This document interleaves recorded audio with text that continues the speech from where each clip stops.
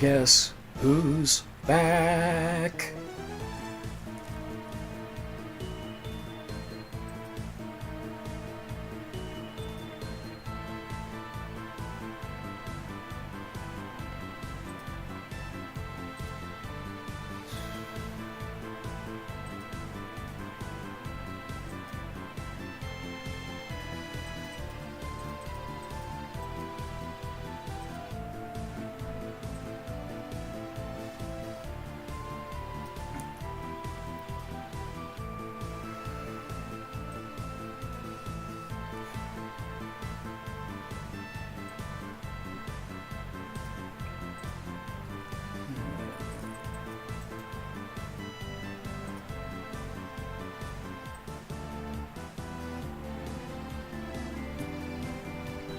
There we go.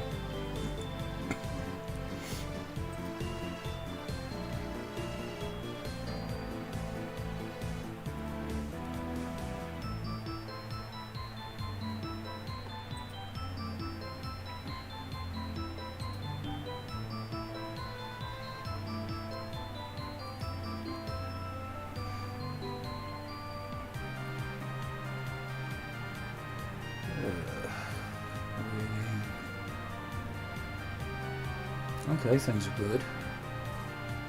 They appear to be, at least.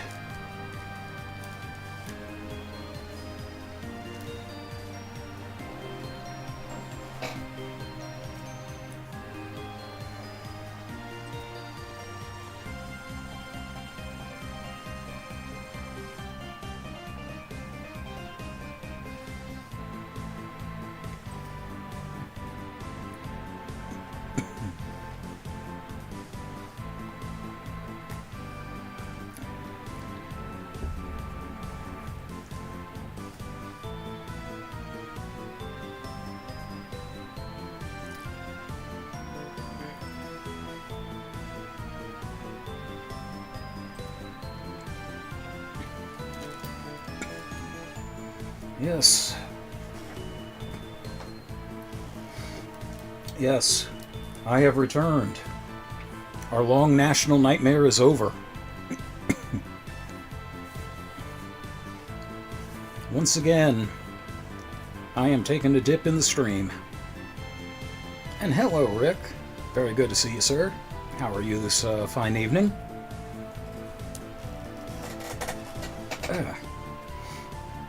I am feverishly trying to adjust my chair here. It's being its usual cooperative self. Hopefully you can hear me okay over the large fan.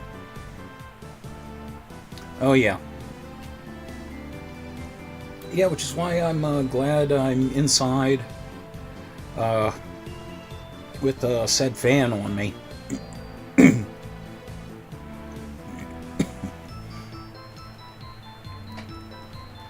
Yeah, unfortunately, I still reside in the top part of the house where all of the heat tends to rise. So, you know, there's central air downstairs. Thankfully, that's good because, you know, Mom has it. But, but yeah, I gotta make do with what I can manage.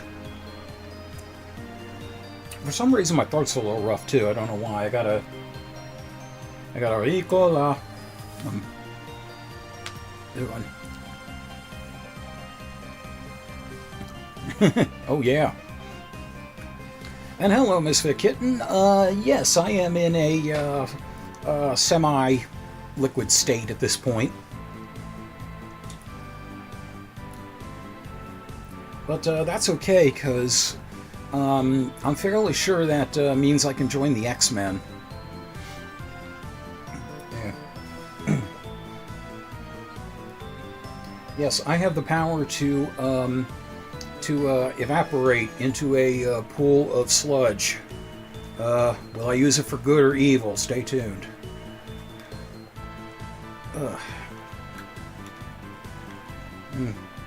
I'm making things kind of an easygoing stream tonight, just to ease my way back into the routine of it. I've forgotten how difficult some things are. Like for example, fitting my headphones over my hat.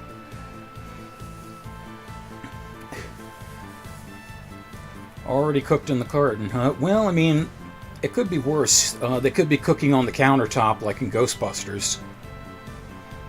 In which case, I'd say, get out of the house and don't open the fridge. Like I say all the time, damn thermodynamics, there ought to be a law. I'm at least lucky that one of the reasons I love living in Maryland is weather-wise, everything's just kind of moderate.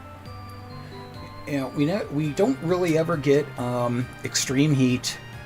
We don't get horrible snowstorms, but once in a while. I've been through one earthquake in my entire life. Usually when we get a hurricane, it's the remnants of it, unless it's something like Superstorm Sandy. Never saw a tornado, but have had tornado warnings. About the biggest things we can end up getting are severe thunderstorms and sometimes flooding. I live right up the road from a small creek that floods when somebody sneezes. Yes. Hot enough to fry an egg, hot enough to fry your dog's brain. Don't leave eggs in the car and during heat waves. Also, don't leave your dog alone in the car during heat waves. Make sure there's an infant to keep him company.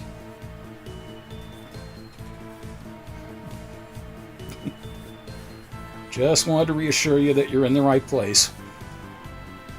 Oh shit. I'm looking at the concurrent viewers. Somebody already left.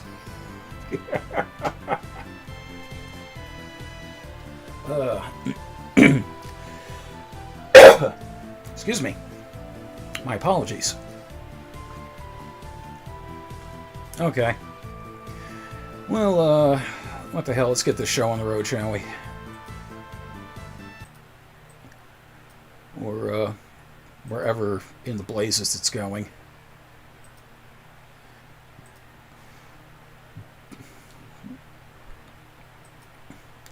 Hey, guess who finally hooked up that webcam he got? Yes, my beautiful mug, because I demanded it. The good thing is, this one actually didn't cost me a lot. It was only $15 from Micro Center, and seems to be a pretty easy to work model. I do still have that small tripod from the last one, but in place of that, I actually have it zip tied to the top of the legal pad that I use for my notes. So it's at a much better straight-on angle, as you can see. Should hopefully work a lot better. Okay,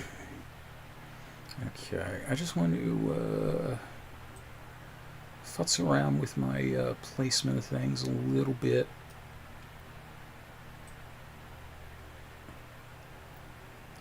So I want to... as you can see, I'm kind of experimenting with the layout of the screen. A couple of quick updates, by the way. I did some looking into Twitch, and apparently their thing with the ads, where they were just going to have a little pop-up ad that shows up every, I think, 10-15 minutes or so, maybe sooner than that, or maybe quicker intervals than that, is actually an option. So instead of having those like 4 or 5 minute ad breaks where I don't know what's going on, I can actually just have little ads pop up and it won't disturb anything. And apparently there is one you can opt for where it doesn't change the size of the window. It just has its own designated area. And that works fine for me. because when I record and then remake the videos for YouTube, I'm going to end up putting a blackout box over that anyhow. Banners, yeah. I'd rather have a banner than have a full-on ad just pop up at, any time. Well, if the video, yeah, there's no getting around that. But I'd rather have it not interrupt the view. And it seems like the banner ads are going to do that. Now, it's worth experimenting, of course, but if that's the case, I'm probably going to end up switching back to Twitter. Not Twitter. What the hell is it? Twitch. One of those twas. Yeah, too many twa things. But yeah, that way it'll solve the problem of the chat font size. And to be honest, I can probably get more people watching a Twitch stream than I can a YouTube stream. Which would be nice, because, I'd like to build up the viewers and, probably get more subs out of that. So, eye to the future. Okay. So, yeah, tonight's just going to be a nice kind of casual night. I'm not going to worry too much about the timer or...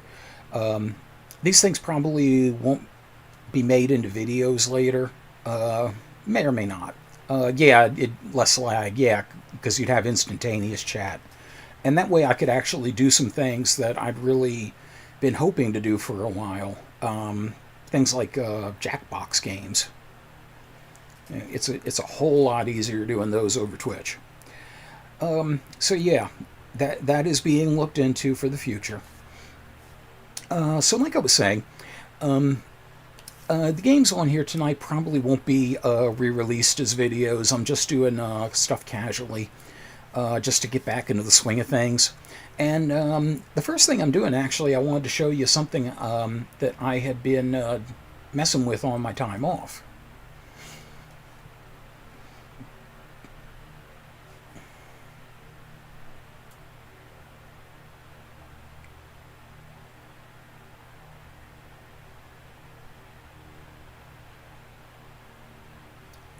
To that kind of thing. Oh no, not things. Oh, it would help if I unmuted it, wouldn't it?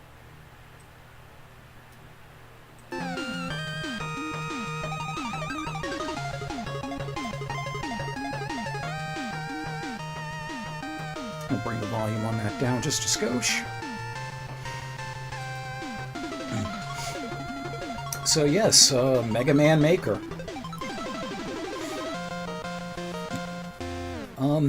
Still on version 1.8.5.2, but 1.9 is currently being worked on. And I've been pretty busy with this. I've actually been adjusting / completing, rather, 2 levels I had in the pipeline for a long time, and I built a third, and I'm going to go ahead and show them off here. And the good thing about this, it'll let me know if I need to make some more adjustments. So, get Pointan here. One of my favorite Mega Man enemy characters. You've probably seen him show up on various videos when something needs to be pointed out. Say hi, Pointan.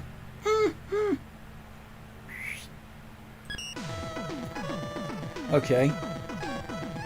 So I'm going to go ahead and go into build.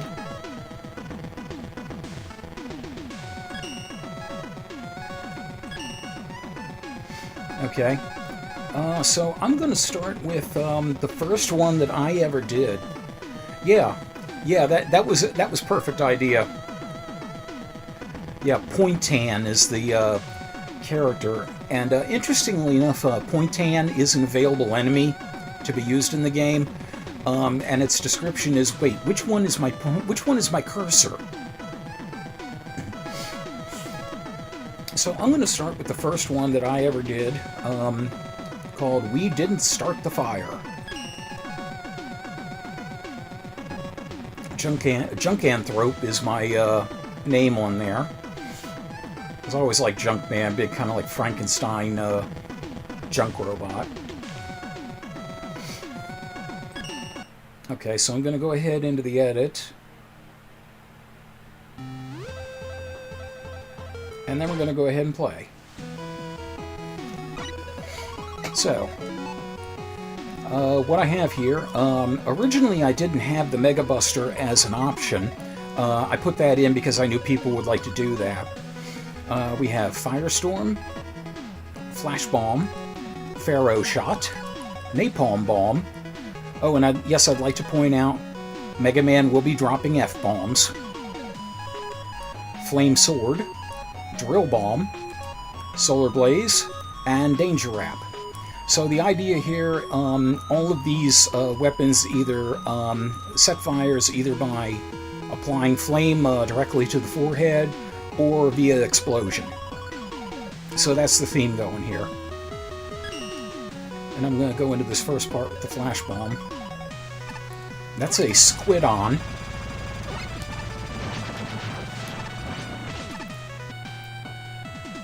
So they fit that theme there. And this is an Icicle Teku.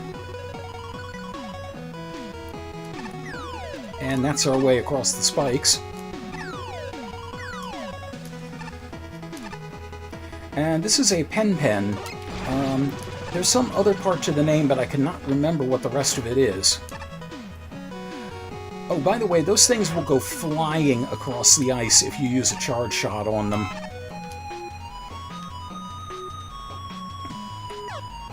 And that turret is called a Beak. And we're just going to go ahead and get rid of both of them. Some careful jumping here. E-Tank, get! Okay, to our left here is a Kaano Nagino. I think that's what it is. But it's translated in Japanese, it roughly means it throws its face. And hello, Scorn. Thinking it's Friday. Well, everyone looks forward to Fridays, from what I've heard. I kind of want to get everyone looking forward to Wednesdays. And those things will chuck the snowball heads at you if you're not careful. And this is a Fan Fiend. I put that there because wind. Fans make it cold. And this is an Ow Ow. Roughly an onomatopoeia of the noise a seal makes. That is a Curlinger, which is literally a curling stone.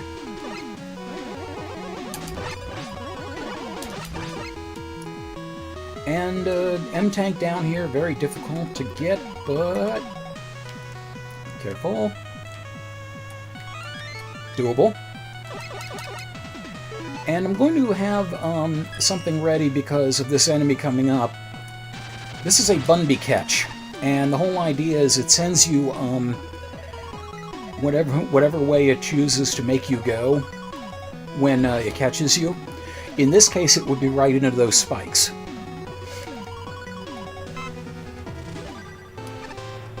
And I do have frequent music changes. Some people on the Mega Man Maker forum didn't care for that, but there is a reason I did that. I forget the name of that enemy. It's Ice Wisp or something like that. But anyway, this will carry up right into the spikes unless I'm very careful like that. Blow that up with a Flash Bomb and an E-Tank.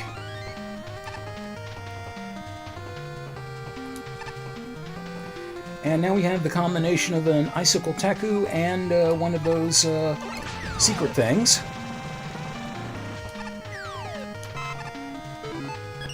And we're going to keep the Flash Bomb going through a lot of this. And I have a mid-boss. The Mega Man knowledge base lists this guy as Snowler. I have also heard him referred to as Mr. Snow. But yeah, he's going to send those guys drifting down at us. And I think I'm actually going to switch weapons here. Those guys will cause movement problems if we land on them when they're on the ground.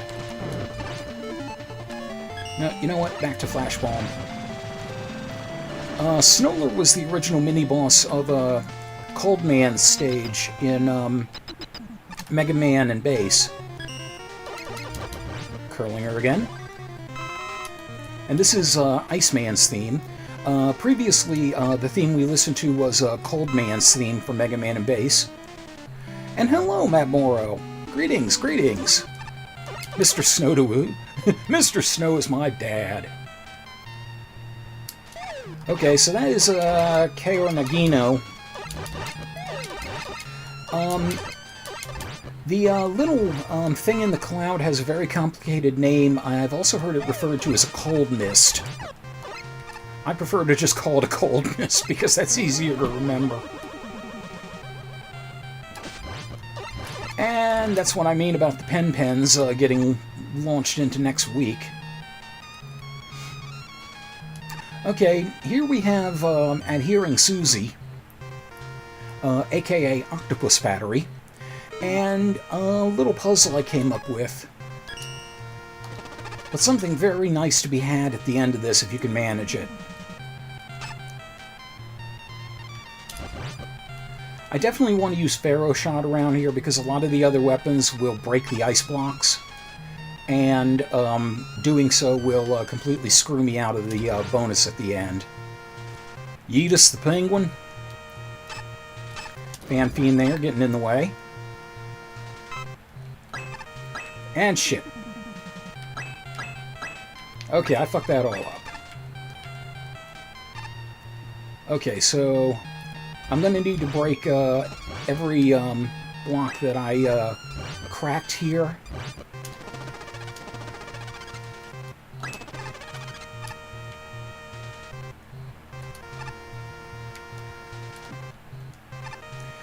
Because when I reset the room, if a block is cracked, it will stay cracked, but if it is completely gone, it will be reset. Something in the game engine does that. Don't ask me why.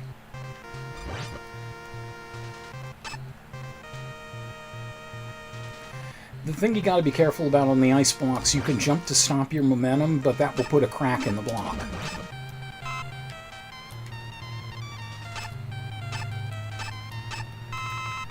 Green key. Okay, you'll see what these keys are for later on. Okay. This is Toadman's music from Mega Man 4.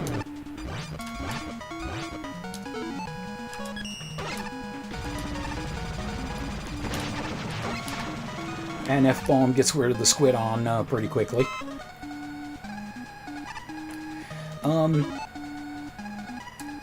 So we have Icicle Tekus, and up there is a Sumatran. Sumatran tiger, basically. Oh, and get rid of him fairly easily.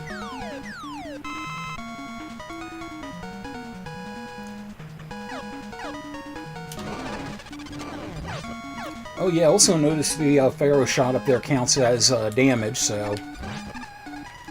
And it doesn't cost any energy to do that. Ow, ow, how, ow. How now, ow, ow.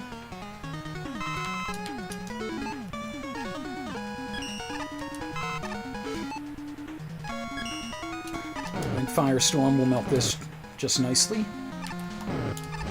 And now we have Splash Woman's music from Mega Man 9. I don't remember the name of either of these enemies off the top of my head. The buoy is from Mega Man 5 in Wave Man stage. The submarine is from Centaur Man stage in Mega Man 6, believe it or not. Down into the drink we go. Can't remember the name of the fish. The mines are called Okosudobans. And that's what happens if you shoot it or get too near it. I intentionally lined up the fish with the Okosudobans in case someone tried to shoot Firestorm, and it would go right through the fish and hit the mines. And this is big fish. Doesn't come up all that far. In Mega Man 2, it actually came up pretty much all the way to the top of the screen. But for some reason, it only goes that far. And none of the weapons we have can do anything to it. I think that's a golfer or something like that. I feel so bad that I don't remember a lot of these names. Whale Sub. Again, don't remember the name. Okay, so the squid-looking things are ammoners, and the metal thing is called numetal, derived from the Japanese word for slug. They're going to become a little more problematic later. One of the good things you can do in a Mega Man level when you're making it is introduce new gimmicks or enemies someplace relatively safe before you have to start dealing with them in hard combinations, and I tried to do that. I did also cut back a lot on the variety of enemies I used, because I was just throwing everything that was ice or water based, and I narrowed it down to a few that repeat in here. Incidentally, this music is Pirate Man's music from Mega Man and Bass. Spike drop, underwater, because you have to. A couple of energy things, but we don't need them just yet. So, secret area over there and another green key. Now, I want to not get stuck by the numetals here, because as you can see, they will give you ice physics, as if we need more of that. Fortunately, Flash Bomb will hang on long enough that their shielding goes away. And I don't remember the name of the crab enemy, but as you can see, it sends those bubbles along... Damn it. It sends those bubbles along the top of the spikes, and they are solid, so they will push you back. And being pushed along by anything when you've got spikes nearby is not a good proposition. Also, just a proof of concept, in the Mega Man Maker engine, you automatically start with the energy balancer, which, if you're on the default Mega Buster and you pick up a weapon capsule, will automatically refill the weapon with the lowest energy. And we do have shoulder button weapon selection, too. Definitely a nice touch. And I missed. Disc. Okay, so this is how I'm supposed to do it. Get the key, get out. Those blocks, as I understand, are supposed to block most normal weapons. I don't know for sure if that's actually the case, but that was my intent. And a couple of count bombs here in order to block off the path if you go the wrong way. And why is there a death spike up there? Okay, yeah, this is a problem I have, unfortunately, because occasionally I have like a twitchiness to my fingers. So I will accidentally place something where it doesn't belong. So that will have to be taken out. And now Bubble Man's music from Mega Man 2. Appropriate. We have Lanternfish. And I think I'm going to use Solar Blaze here. And Lanternfish fires out Shrimpies.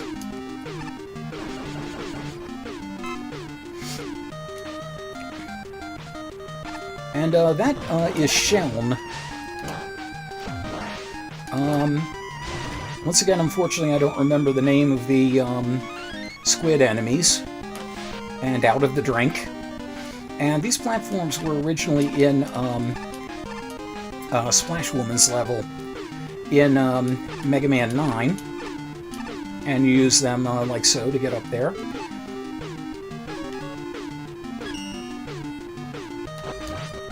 Flame Sword here is the only weapon...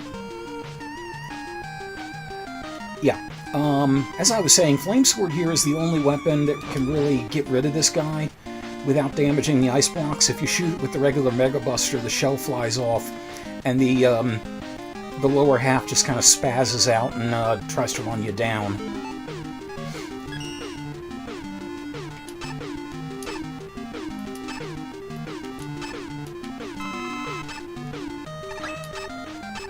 There you go, just to show you it is possible to get those.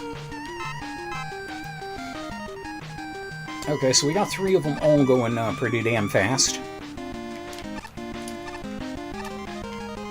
And that last one, if you're not careful, will run you right into the spikes, even though they are covered up partially by the health bar. And we are into the last part of the level, and the music from here is Pump Man from Mega Man 10. Polluted Pump is the title of the track, I know that one. More Curlingers, and that is a Numbrellan. As you can see, it is affected by the wind.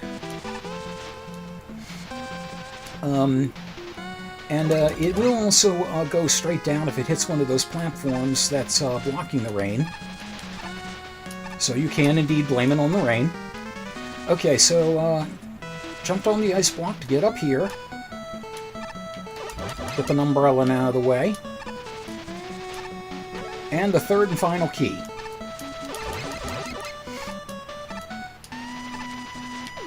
Gotta be careful with those ice blocks, because they will not only push you very far back in the room, they can also kill you if you get caught between them. And the Suma Tigers are pissed already. Or Sumatrans, rather. The things inside those eggs are called poles. These were originally in Gemini Man stage. Just thought they'd make a nice addition there. And we are in the final room. And I'm going to have to move that tank over. Damn it. Okay, so you see we have 3 keys. In here are 3 energy tanks that can be unlocked with 1 key apiece.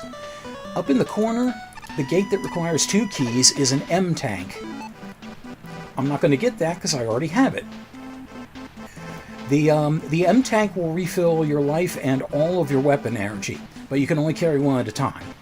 So I'm not going to waste my keys on something I already have. I am, however, going to snag those other E-tanks.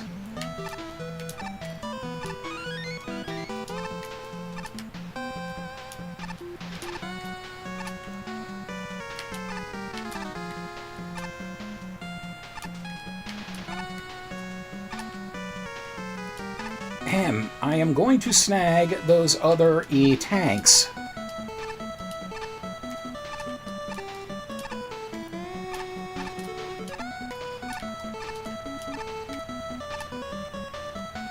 I am not going to snag this 1 E-tank. And unfortunately, with the weapon selection I have, I don't have anything that can bridge the gap there. I intentionally didn't give this 2 of the E-tanks, yes. I intentionally didn't put in like Magnet Beam or Rush Coil or anything, mainly because I didn't want people to cheese that one section with the ice blocks. Okay, so that's something that needs adjustment. This is why I haven't submitted this level yet, because I've been watching the Make a Good Mega Man Level 3 contest, and yeah, one thing that keeps coming up is playtest your levels before you submit them. So this is why we're doing this. You're part of a live playtest here. Well, Misfit Kitten, like I said, I didn't want to do that for the reason I mentioned. Oh well, I can manage without, I hope. And this is the Wily 5 music from Mega Man 10. I did a couple of another level that is similar in form to this, and I used this for the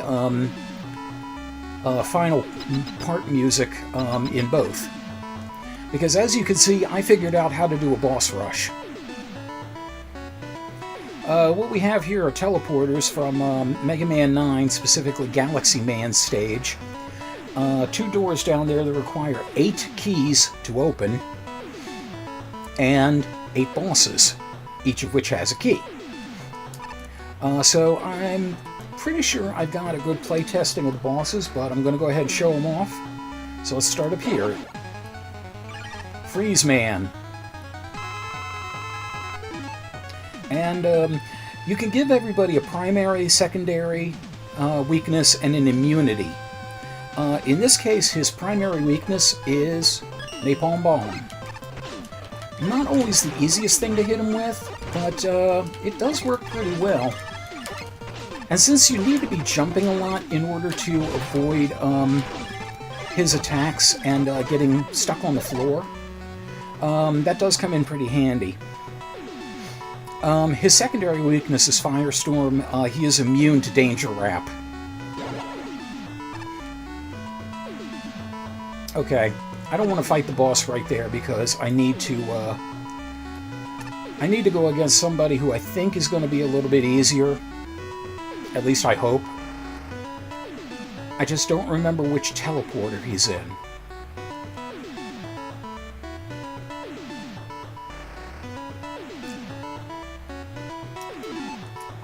I'm hoping I'm right. Okay, I'm right. Bubble Man. Oh, and something important to note in this engine, you actually have free movement when you enter a chamber this way. Yeah, Pharaoh Shot is very nice because, you know, you can angle it wherever you want. I did originally have spikes at the top of the room to resemble Bubble Man's room from Mega Man 2, but the problem is the teleporter launched you straight into the spikes, which was instant death. So that wasn't going to work. Okay, I feel okay popping an E-Tank now. Let's have ourselves a little E-Break. Okay.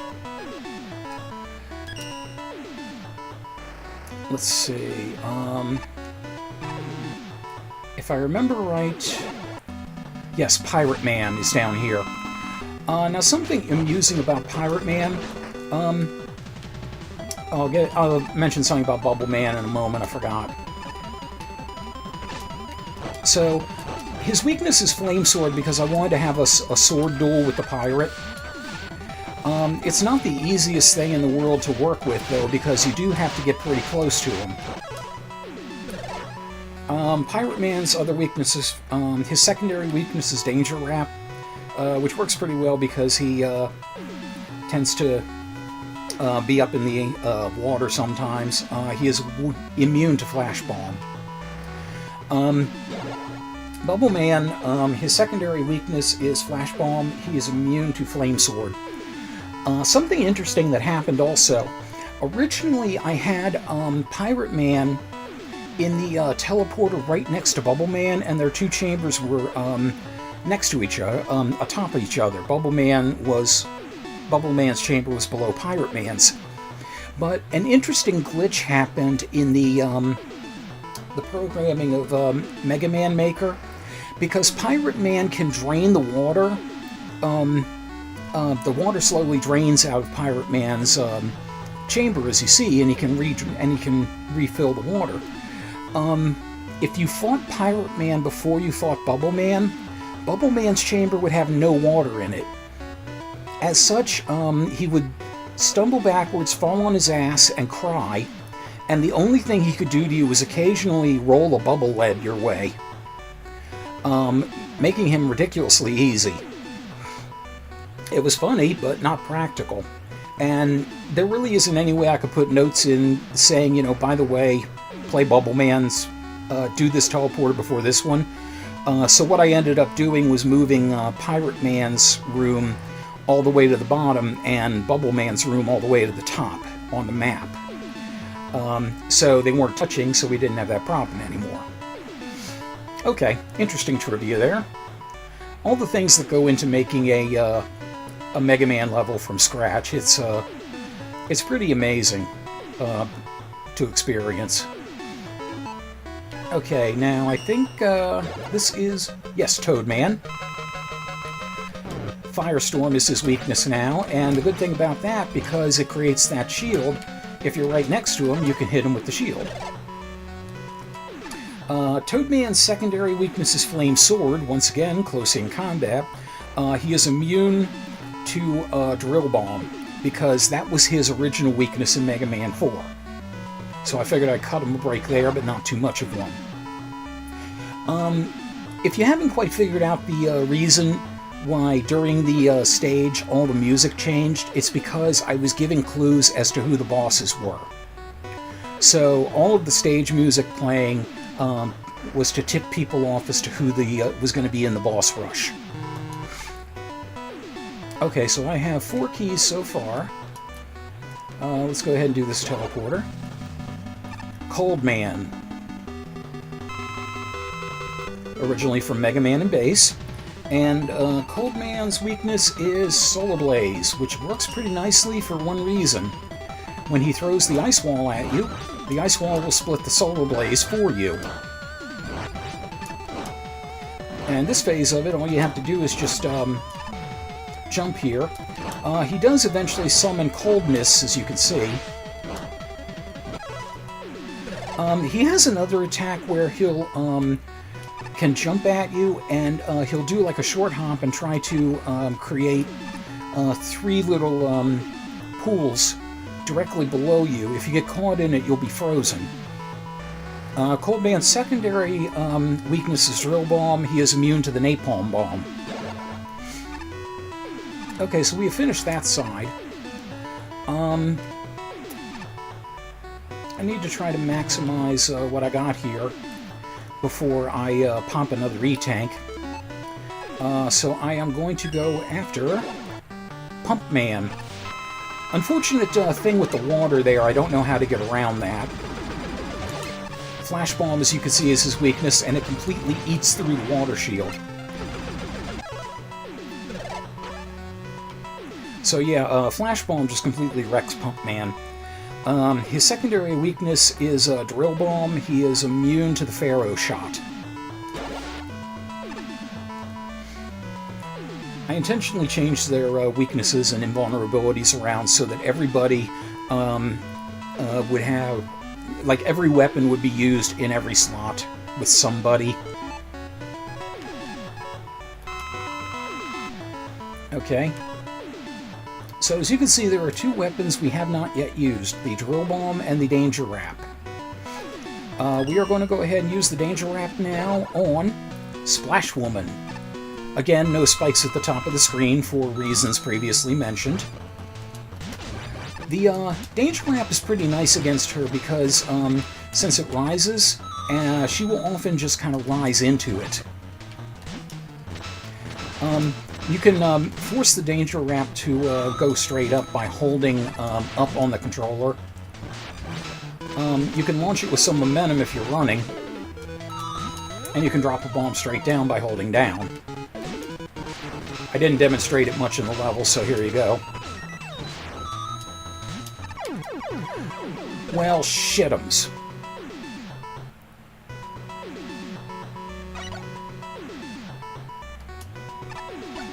I thought I could get her.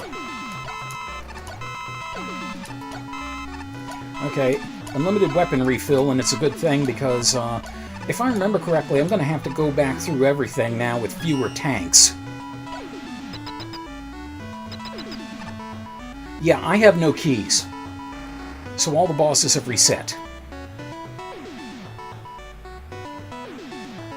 Okay, I'm going to have to maximize as much as possible.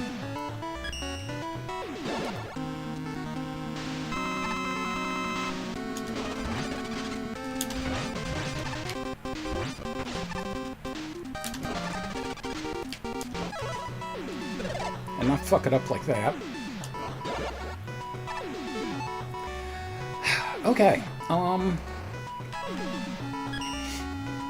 so yeah, let's go through in order of weakest to strongest.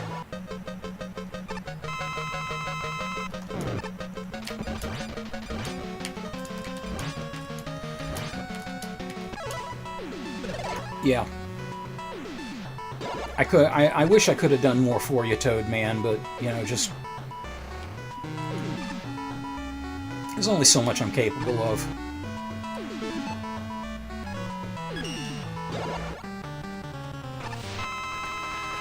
Unfortunately, as opposed to the original series canon Mega Man games, I'm not able to have the bosses give energy. Ah, damn it. I should have stayed on the ground. There would have been a lot easier way to avoid that.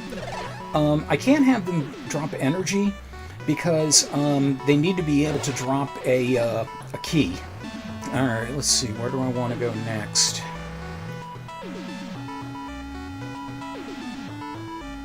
Bear with me a second. I just need to think.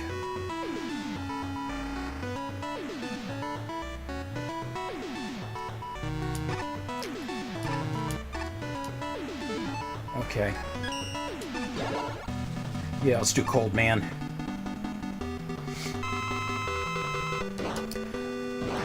With Solar Blaze, Cold Man is really not... I gotta learn to stop talking.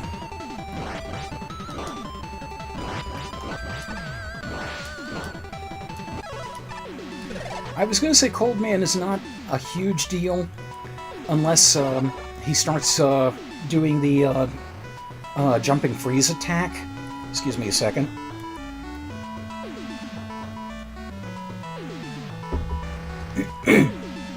Pardon me. Sorry, one sec.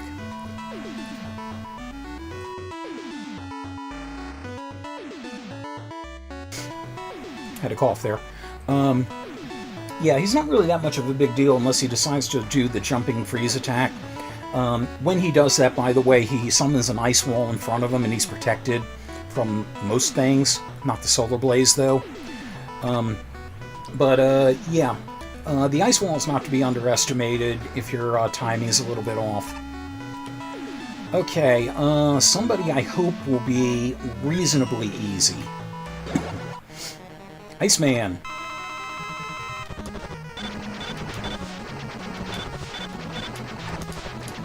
Drill Bomb, as you can see, is his weakness now. Okay, Iceman is one of those ones that can go very bad very quickly if you're not careful with your jumping.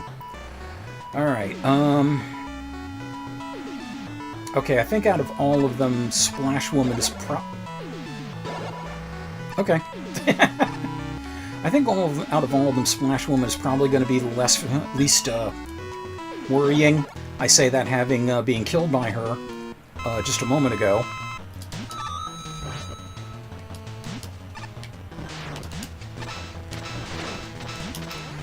If you're sneaky, you can kind of coax her into swimming into the danger wrap.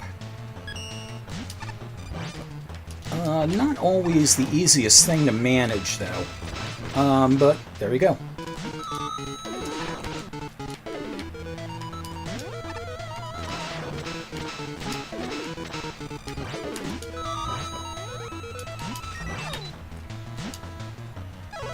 Okay.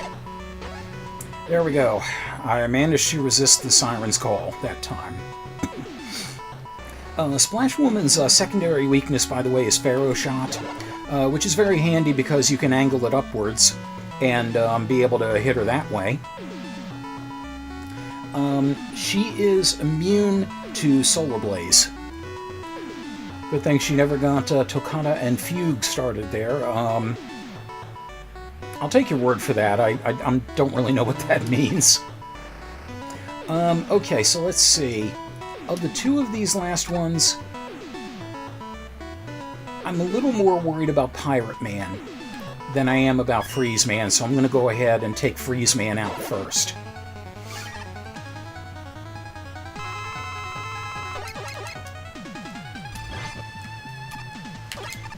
Oh shit. Frozen, frozen. Fuck.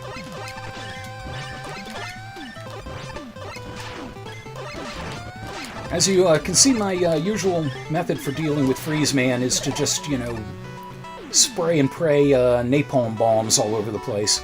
Her song sounds like the first three notes. Oh, okay. I gotcha. Okay, so I have enough energy to take one hit from Pirate Man. Yeah. Okay, so here goes nothing. On proof of concept, you can move before the start there. I just try not to because I prefer the authenticity of the original game. And there's my one hit. Good thing I noticed that. The remote mines do make using the flame sword a bit problematic. Also the fact that Pirate Man is invincible when he's in his bubble. This is really the best time to swipe at him. When he's there, when he's down refilling the tank.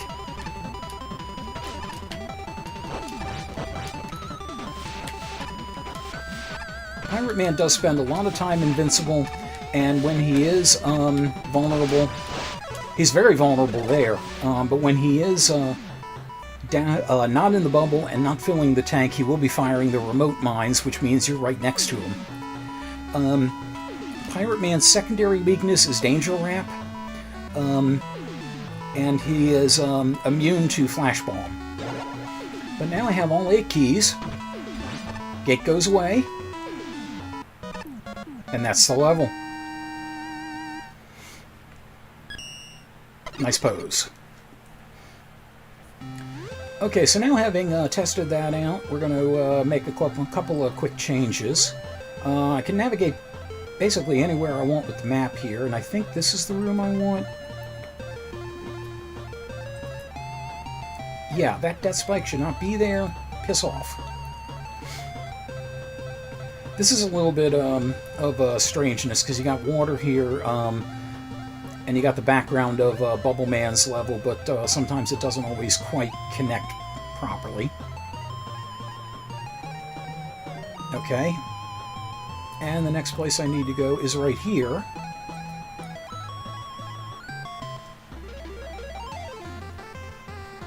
Okay. So I need to move the M-Tank a little over so it's visible. We'll move these over because I like symmetry as much as I possibly can.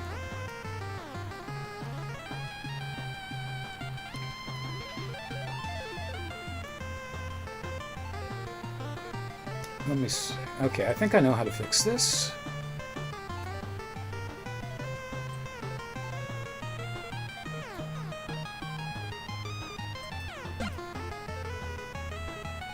Okay, now comes the fun part, trying to remember which tile I used for the snow. No, it wasn't that one.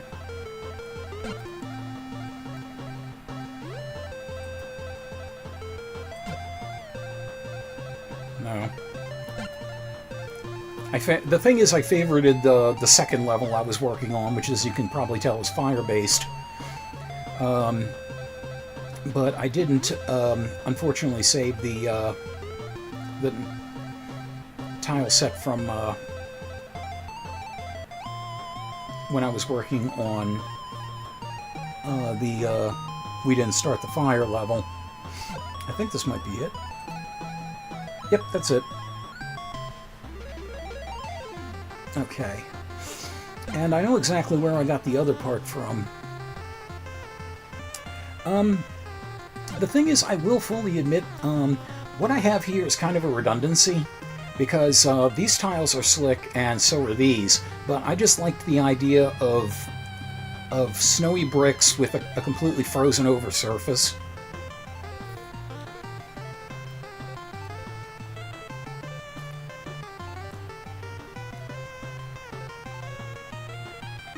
Let's see. I'll have to decide a little later if that's the way I want that. So I'll come back to that and check it later, but in the meantime, let me go ahead and load up my second level. The follow-up, We Did Start the Fire. Y'all can probably guess where this is going.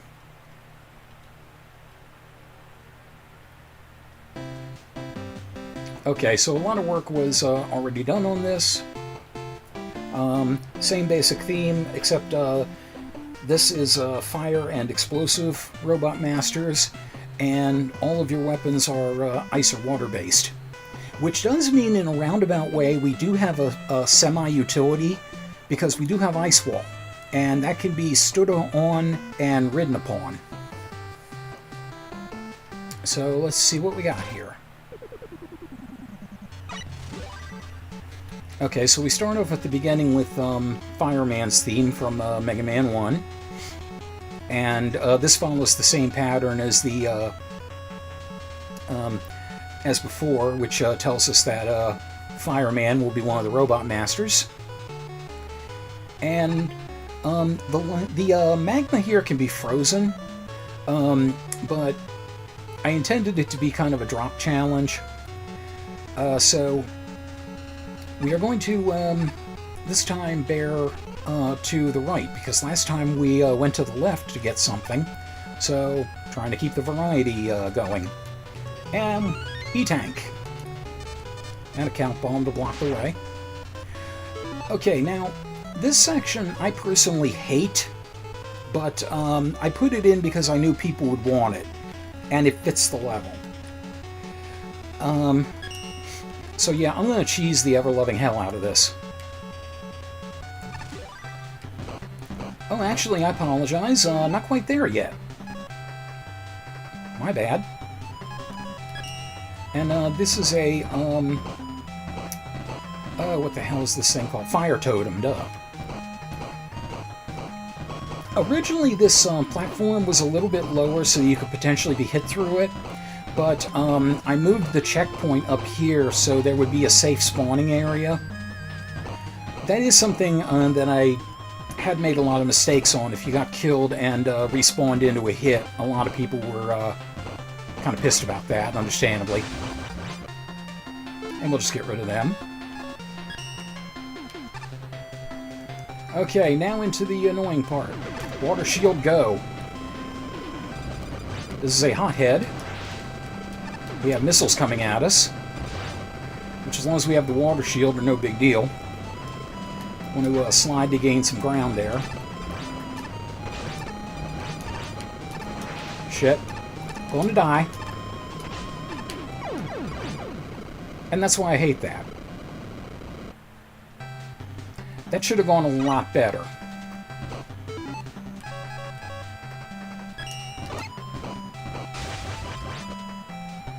Oh, I didn't know it could hit that while it was still compressed. That's interesting.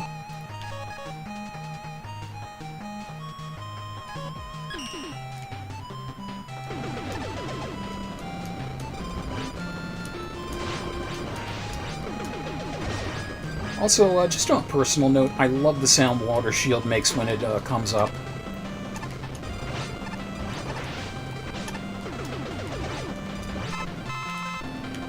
Get me out of here! Hate so much.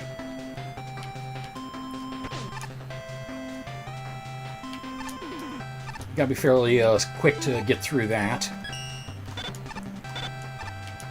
Ice Slasher can deal very nicely with these fire bars.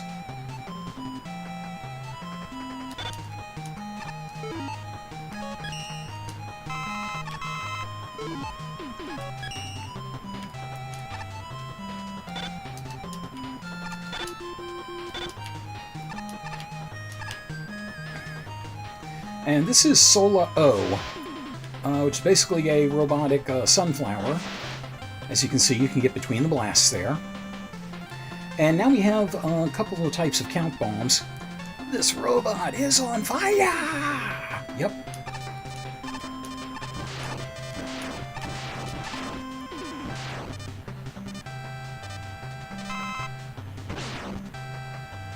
Okay, that's a problem.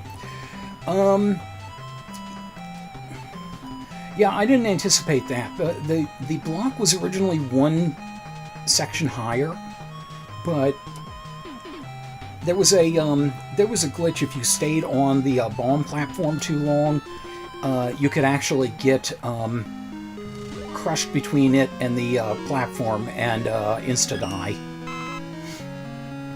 Okay, so now we have... by the way, the music we heard before was Burner Man from Mega Man and Bass. And this is Flame Man from Mega Man 6. Well, nothing else needs charging up, but I'm going to want Water Shield soon.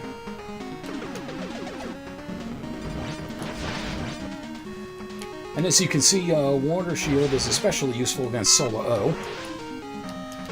These are Chankeys, aka Tackle Fires, and they will set that oil ablaze if they touch it, as you just saw, which is instant death.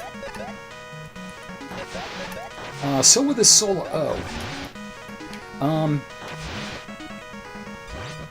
Damn, you know what? I'm going to go back a moment so you can actually see that.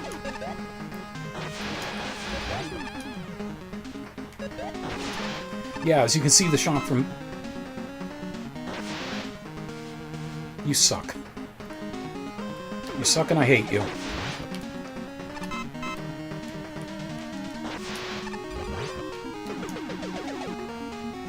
I don't know if I can make this jump.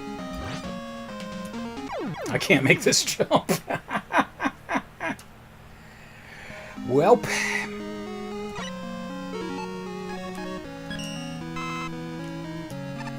This was another checkpoint I moved. Originally, the Solo O and the enemy up there, Nitron, were right in this area when you climbed up the ladder.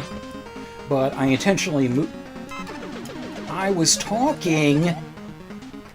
I intentionally moved them, so when you checkpointed, you wouldn't have to be smacked right in the chops. Okay, that's what I wanted to demonstrate. Solo O can also set the oil on fire. And green key. That's going to become a theme in a lot of my levels, I think. And here we have a hot dog. This is in a... this took a couple of tries to get into the right place, but as you can see, it's in a pretty precarious position. And unfortunately, Water Shield is not going to do a thing because it's completely negated. I think it's going to take several hits with Rain Flush to safely deal with this thing. Hot dogs are pretty resilient.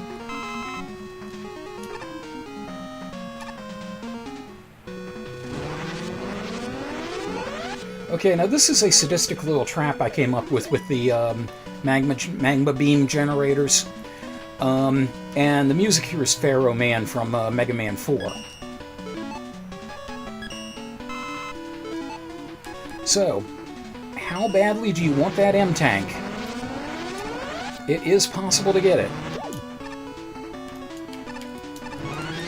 Like so, but just barely. It's cutting it close, but you can get it. And I'm going to want Concrete Shot through here, because more magma beams. And that is Searchy. If Searchy detects you in its beam, it will reverse all of the conveyor belts. Now, it's all of the conveyor belts in the entire level, but I don't think I actually put any more in the level than these. Damn it. God damn it, I keep hitting it too early.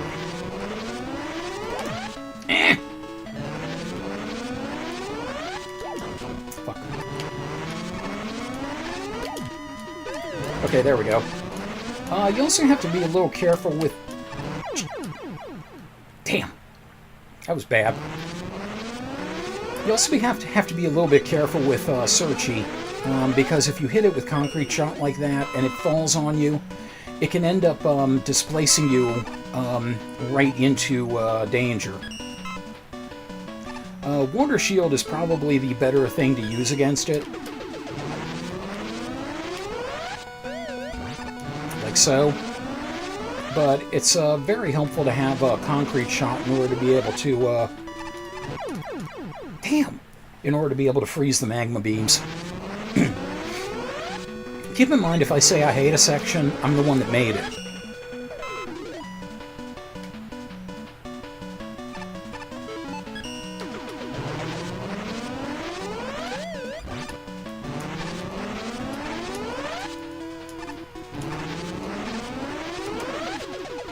Oh, by the way, none of the original source material for these, Mega Man 9, was kind enough to not put searchies and conveyor belts in an area with the magma beam generators. So, you know, I'm a sadistic bastard, basically. And easy to get through a firebar trap here. Spawn point here is intentional because the killer bullet will fly right over you. And the music here is from Mega Man 11. This is Blast Man's level. And Wonder Shield is probably a bad idea here.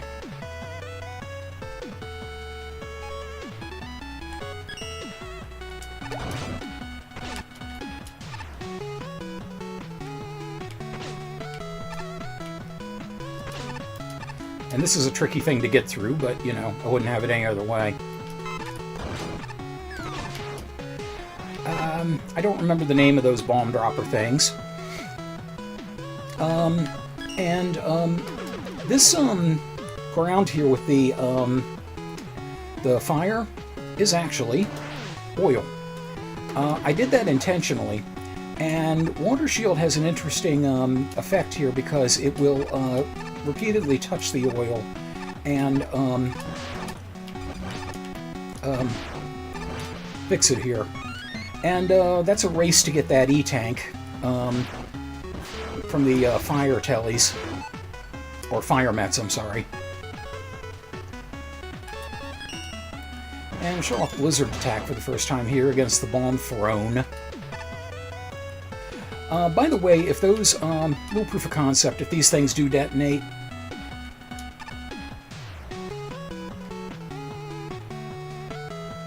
wait a second. Okay then, yeah, I'll have to fix that, but, because I thought they were going to just drop straight off. I forgot they jumped. So anyway, yeah, if they, well, here's another proof of concept. God damn it. Yeah, if the fire mets fall into the oil, they'll set it on fire. And by the way, the oil is not safe either because it acts like a bottomless pit. You dick. You douche.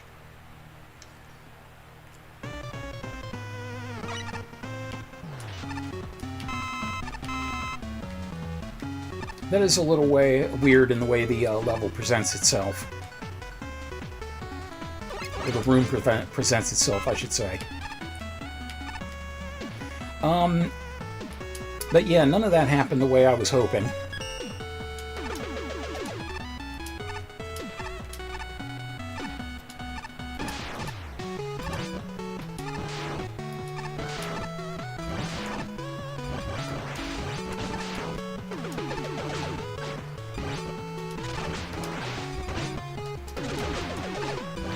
And fire versions of the ice creatures before that can reignite the ground, or the oil rather.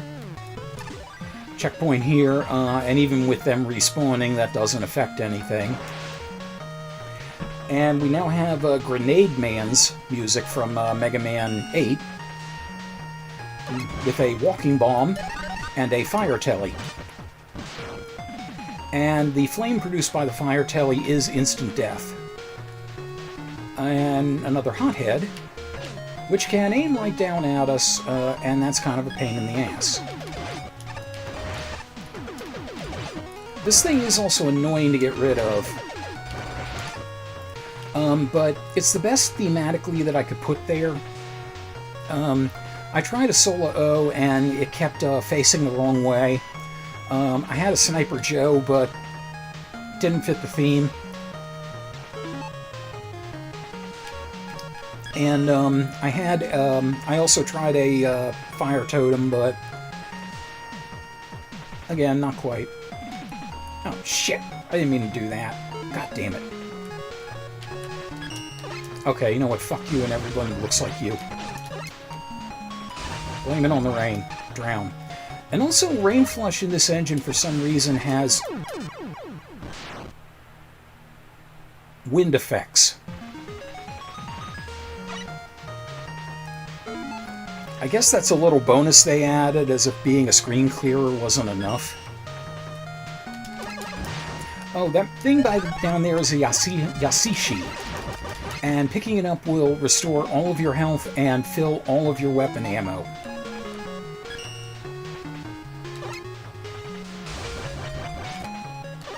And apparently tackle fires are immune to the rain flush. That's interesting. Anyway, first thing I'm going to do here, if I can angle it right. There we go. Freeze that, so that's no longer lethal.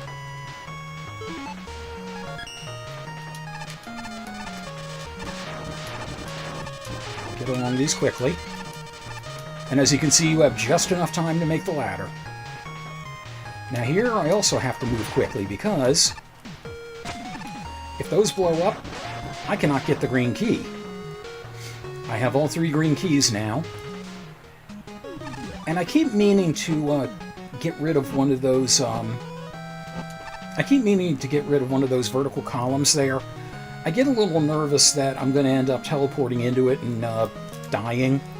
It never happens, but better safe than sorry. So anyway, we have more oil. This level is full of turmoil, you might say.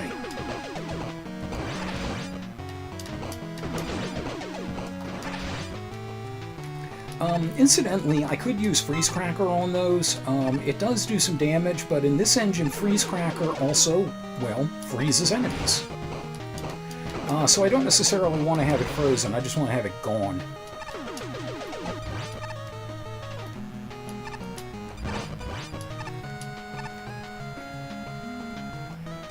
And interesting room here with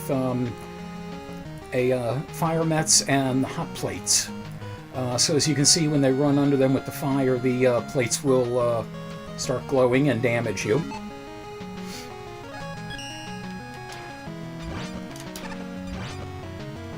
It is possible to destroy the fire mets, but I'm going to see if I can do the challenge the way I was intending it. No.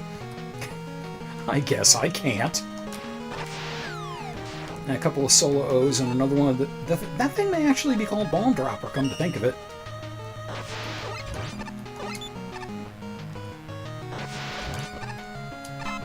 Some enemies are just very simply named.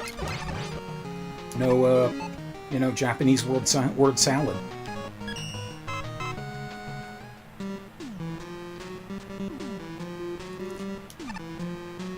Okay, so this is,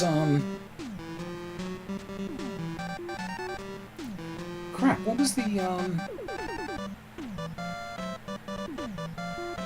oh yeah, that was Napalm Man's music from the last part. And this is Crash Man.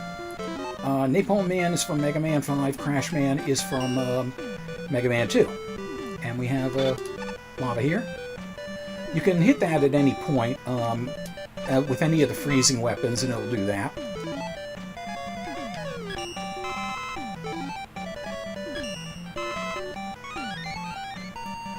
Angry Mushrooms, yeah, kind of. I don't remember their name. It's like Burn Boys or something like that.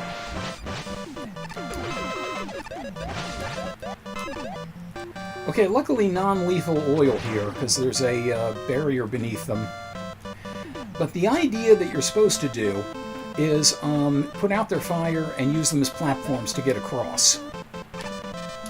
I, of course, completely failed to do that.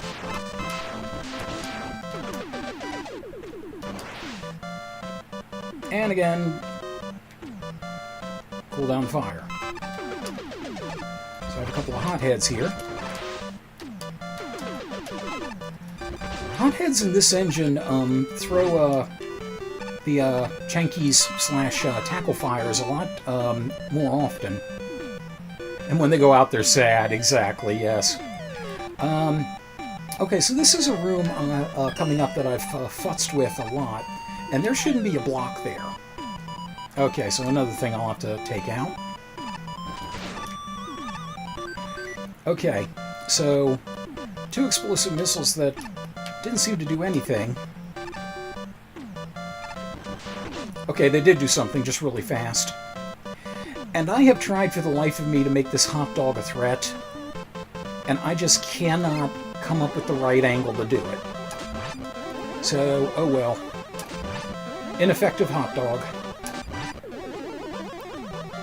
This is why cats are better.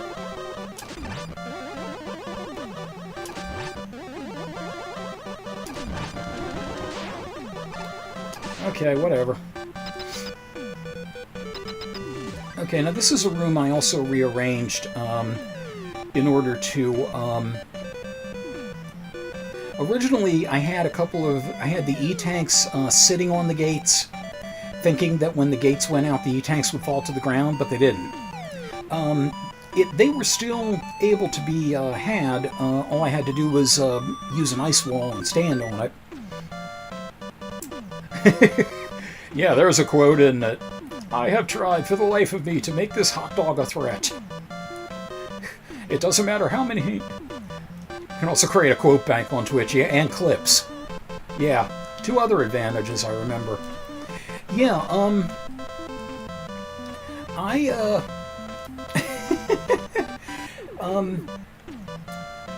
but yeah, I'm tired of futzing around with it, so, you know, if you don't move, you're going to get hit. If you move, you'll be fine. That's good enough for me, but the missiles are still a problem. So, I still have the M-tank. So we're going to just ignore that and pick up some E-tanks with our 3 keys.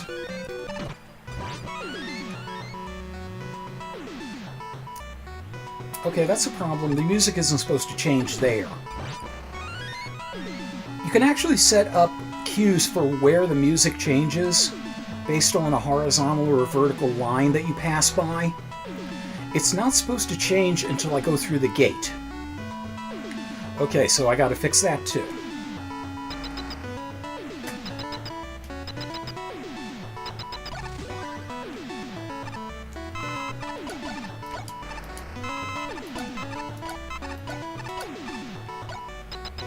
Down we go.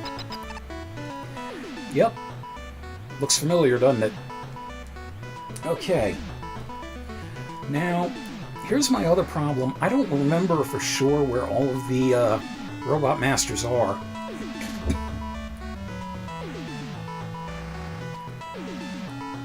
Though I'm pretty sure I know where Crashman is, and I'll start with him.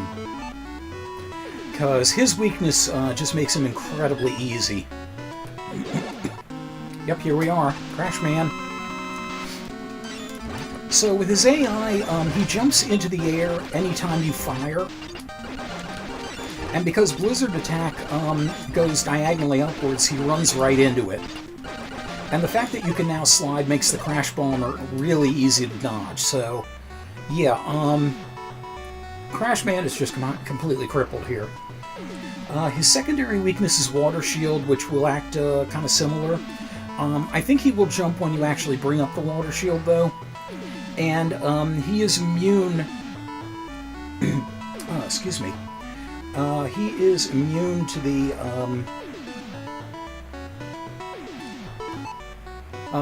Rain Flush. He is immune to the Rain Flush. I wrote down RF and I couldn't remember what it was. Yeah, he is immune to Rain Flush. Okay, let's see who's here. Flame Man from Mega Man 6. Now his weakness is a little bit difficult to get going because it's Ice Wall, but if you can get on top of it, unless he jumps at you, you can just roll right through him. It's actually kind of funny. And you're immune from all of his attacks. You just gotta know when to get off. Like all important things in life, you gotta know when to get off. You are not going to beat me. I intentionally left, I actually had more E-tanks originally in We Didn't Start the Fire, and I cut it down a little bit. I intentionally left as many E-tanks in here as I did because I thought the difficulty warranted it. That's just too funny.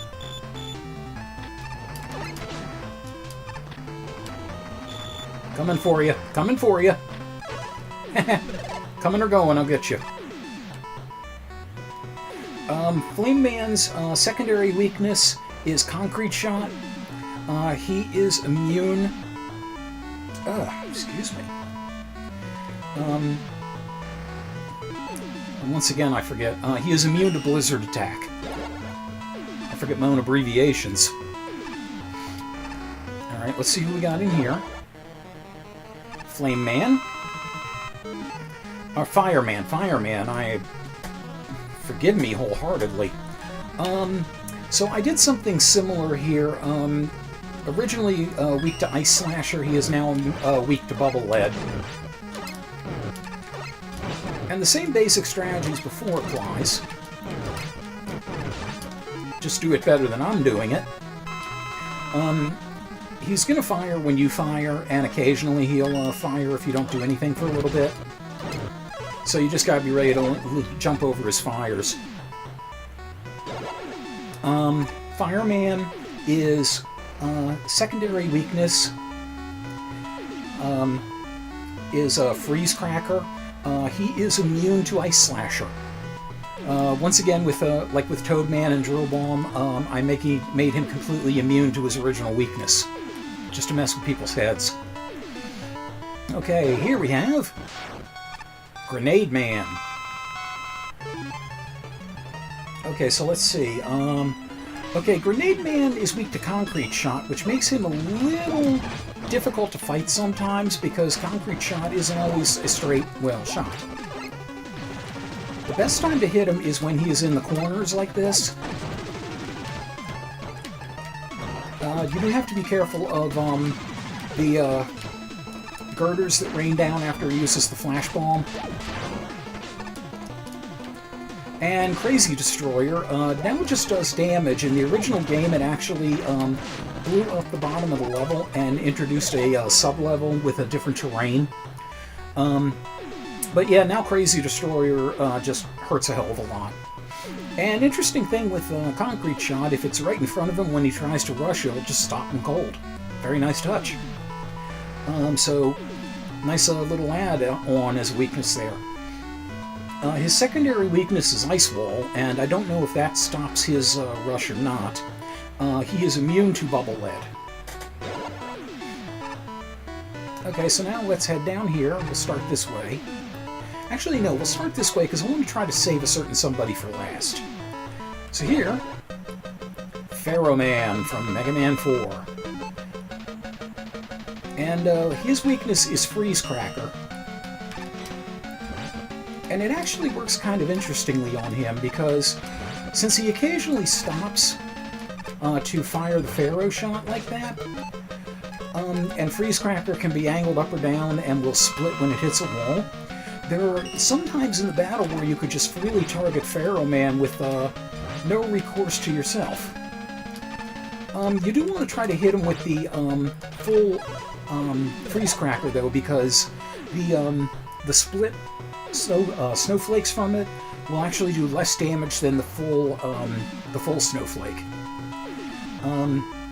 Pharaoh Man's secondary weakness is Ice Slasher, which is a little riskier because you got to get face him head on, apply directly to the forehead, and he is immune to Concrete Shot, which is unfortunate because if you're above him, it seemed like it would be the perfect thing to use. Okay, next, Blast Man from Mega Man 11. Quick little note, when I was originally deciding which Robot Masters to use, I was torn between Blast Man and Bomb Man. I eventually went with Blast Man because I thought his attacks were a little bit more interesting, and also because I had already used Fireman from Mega Man 1, and I wanted to have another Mega Man game represented. Anyway, quick way to put out those fuses of his. Rain Flush. Should be noted also that you don't have quite as big a explosion with, he does have his power here still, the huge bombs. You don't have quite as big an explosion with the regular bombs as you did in Mega Man 11. I don't know if that's because of the engine or what, but a little surprising. And Blast Man's secondary weakness is Blizzard Attack. He is immune to Water Shield. Okay, and now over here. Let's see, which is which here?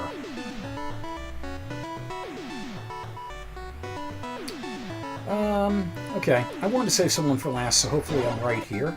Oh good, I am, Napalm Man. Okay, so Napalm Man's weakness is Ice Slasher. So again, head-on fight, but not as difficult as you might think, as long as you can get him to do the napalm bombs instead of the cannon. Ooh, careful there.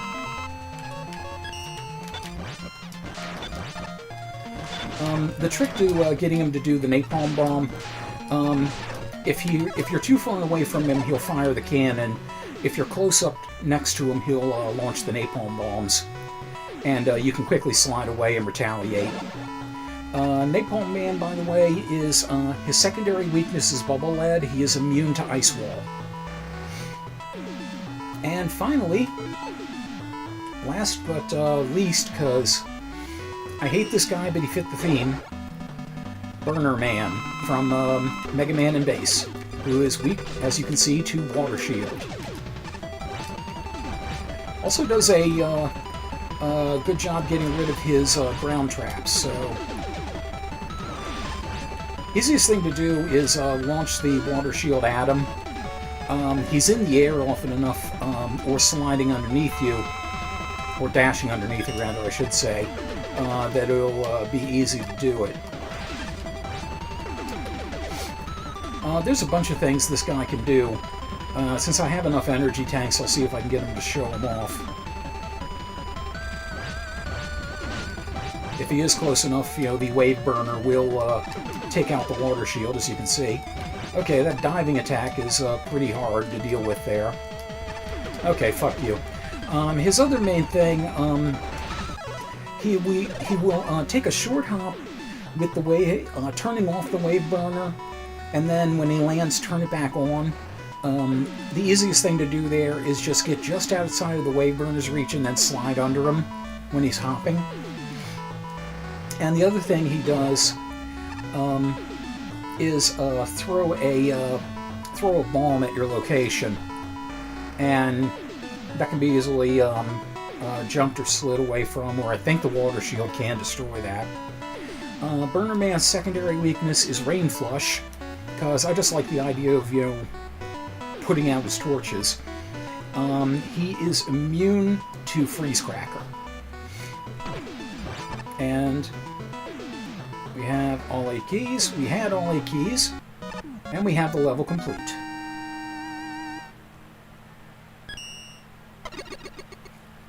And voila!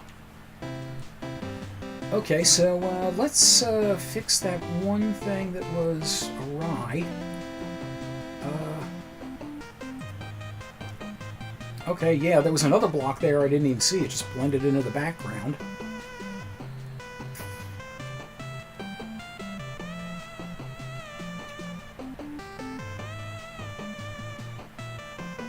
Okay, you know what? I think I may have an angle on this with the hot dog.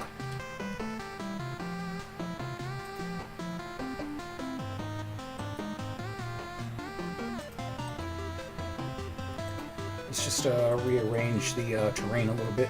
That's not the right block. There are a lot of blocks that are very similar, and aesthetically, I want them to match because, as you can see, they'll form specific pieces of terrain when they do.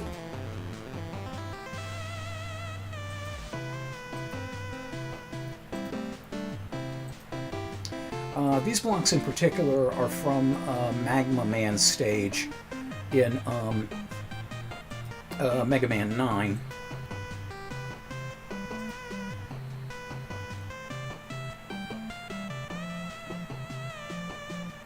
Okay, you know what? I just saw a problem. I realize a problem with that now. There isn't any way to stop a screen transition from going backwards, as you probably saw. So, okay, so yeah, if I do that, then I stand a very good chance of having the player knocked backwards into the previous screen, and I don't really want that. That's kind of cheap. So I guess I'm just going to have to live with an infinite hot dog.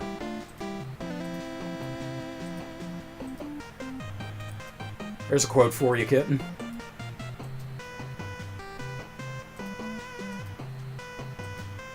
I guarantee you no guy in the history of the world has ever said that. Well, I guess I'm just going to have to live with an impotent hot dog.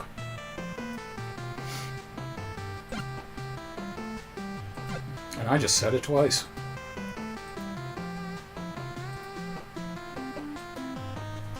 This block in particular was a little weird to work with because, as you can see, if you carry it downwards like that, it forms a rock pattern. But for some reason, if you go sideways, it creates those platforms. So to get this look right took a lot of work.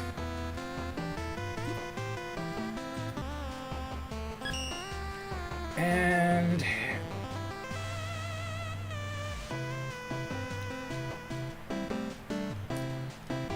okay, yeah, that's right, the music changed. That was the other problem.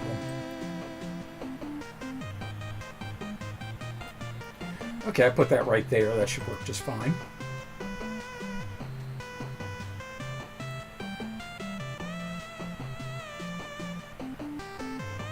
I'm not quite sure why these aren't matching up, but whatever.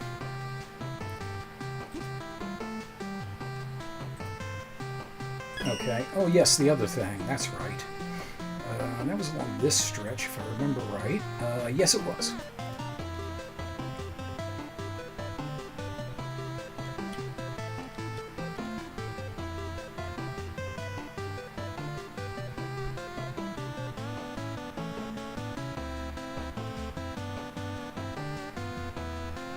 Okay. Now, the intention I had here, after you got the block past the TNT blocks, if the fire met, lit them and they exploded, you could jump off of here onto the oh, what the hell is this thing? Poucan, I think, is what it's called. And I'm just going to get rid of this up here so they will hop down there, and that should put them right on the fuse. Okay, so that should get the effect I wanted.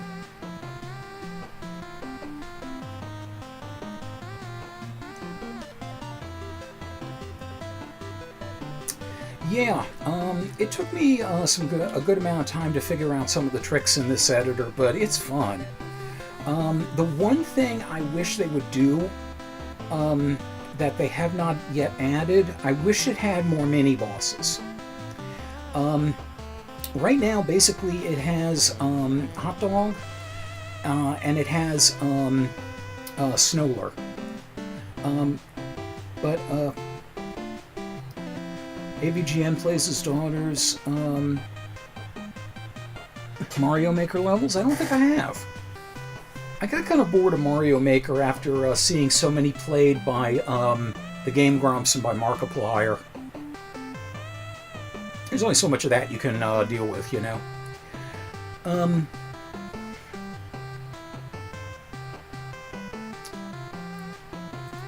You know what? I'm going to do an experiment here.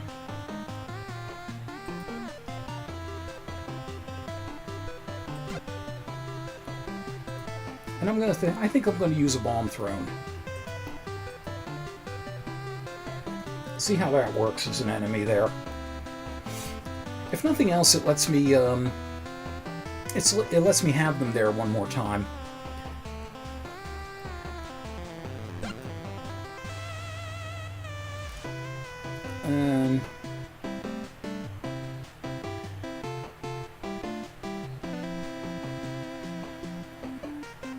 Bombier. Okay, the thing that dropped the skulls was the Bombier. And these guys are mash burners. The Burner Man's Apprentice. Yeah, the things with the mushroom fire things. Yeah, mash burner. They're young, so their levels are hilariously hard and crazy. That seems to be something for players of all ages. Like there are levels on here that that clearly go to the Mario Maker XS style of creation. So, holy shit. Yeah, I get part way in and I'm like, can't do it. Yeah, the We Didn't Start the Fire level was actually originally up there. I since edited it, and that's going to be re-uploaded, and that's what this is. Excuse me. But it got actually fairly good percentage, I think. I think last time I looked at the ratings, it was something like 10 likes to 4 dislikes, something like that. So I'd call that a victory. Sounds like something I could do. Yoko Block World, now wall lasers. The thing is, I would love to have mini bosses in, because if Chanky Dragon was here, I absolutely would have put him in as a mid boss. There are some levels I would love to do using some assets from Turbo Man's level, specifically Truck Joe and CC Truck. And I would like to have the lasers from Mega Man 9, because I got inspired to do a treasure hunting level by one of the levels in the Mag Mammal 3 contest called The Heist, where they used the lasers and dust blocks as security. So I would have loved to have another mini boss in there from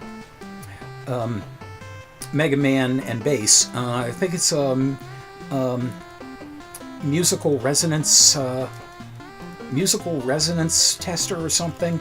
But I've also heard it called Passworder, and the idea is it's a cannon that would its fire would cover the entire room unless you step on a series of note blocks in the order it gives you, in which case the door opens. If you fail, the cannon fires. So I think Passworder would be a great thing to act as a security lock for a bank vault, shall we say. Okay, so I'm going to go ahead and show one other level that I've been working on.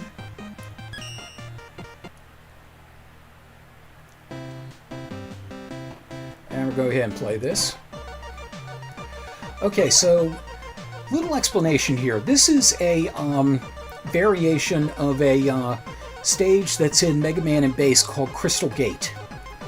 And it's probably my favorite part of Mega Man and Bass, because what you do, you take the 8 Robot Master weapons you earn through the game, and you are given puzzles. There is a crystal in each room.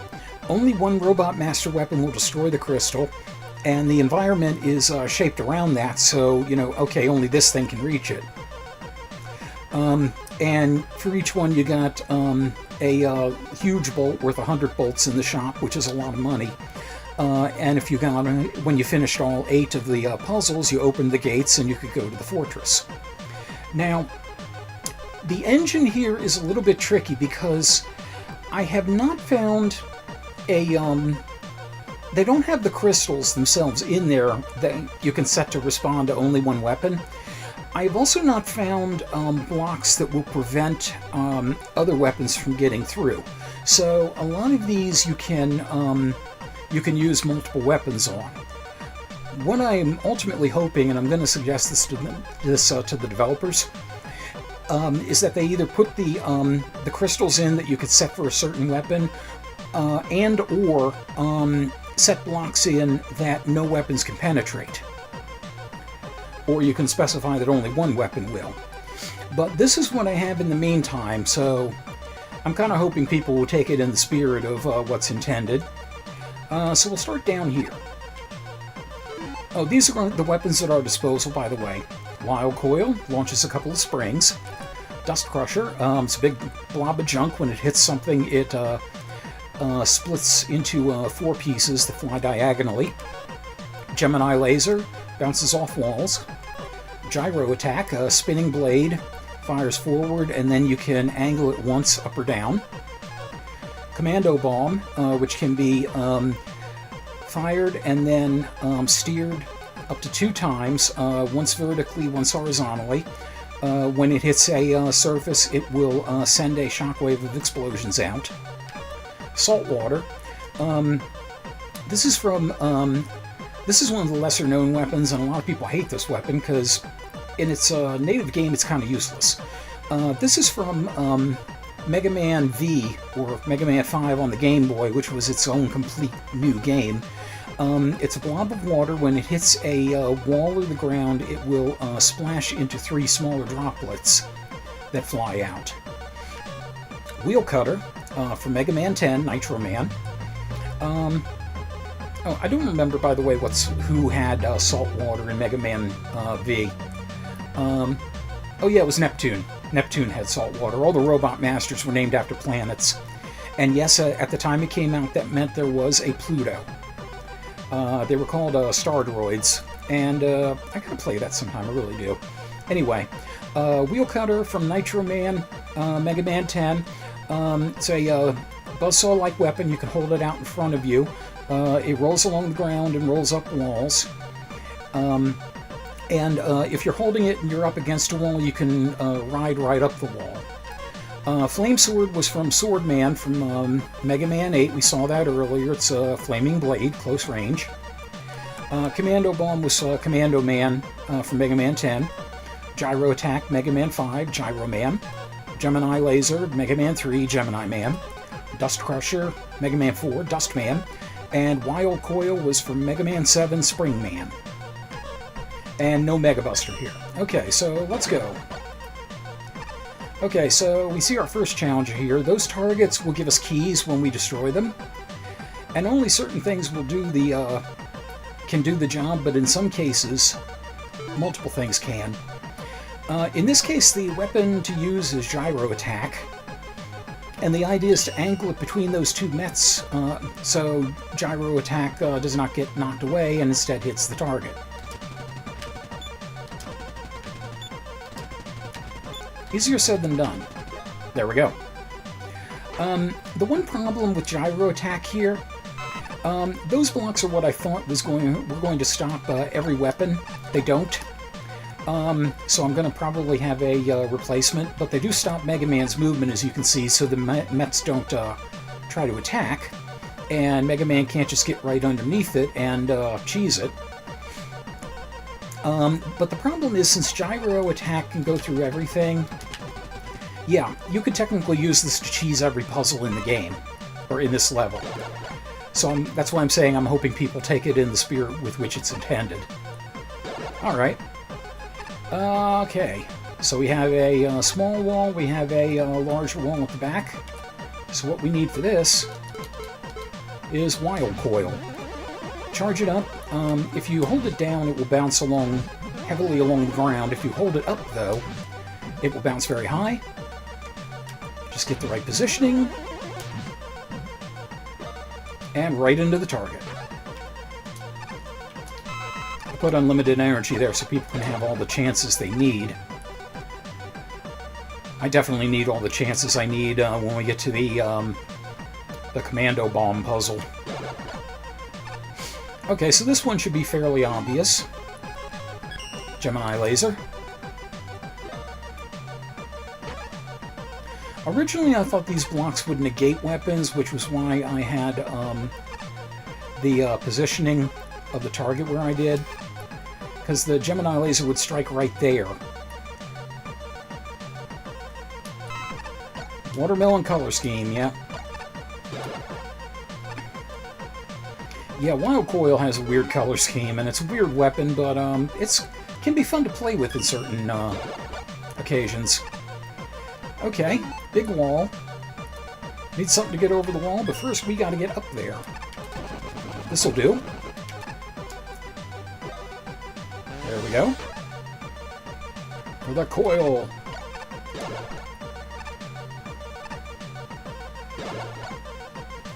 Okay, so this is where salt water comes into play.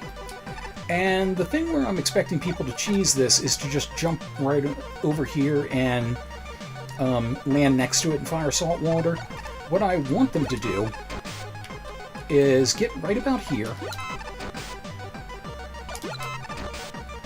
Takes a little luck, but it is possible, I assure you.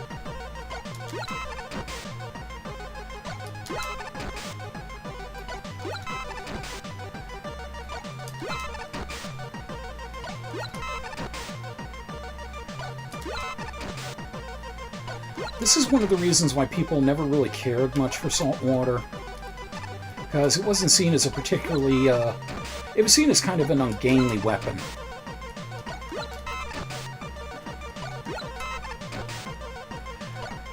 And those blocks are there, as you see, if you are a little bit off, it'll shield the target. I want to hit it kind of on the corner of that. This is possible, I swear to you. There we are. Yeah, you want to hit it kind of at the corner of the top block.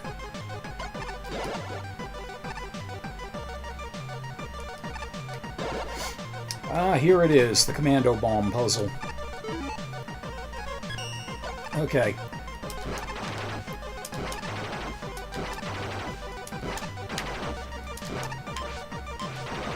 Wow!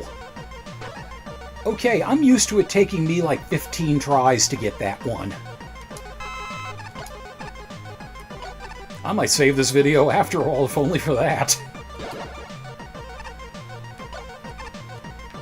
Oops. Okay.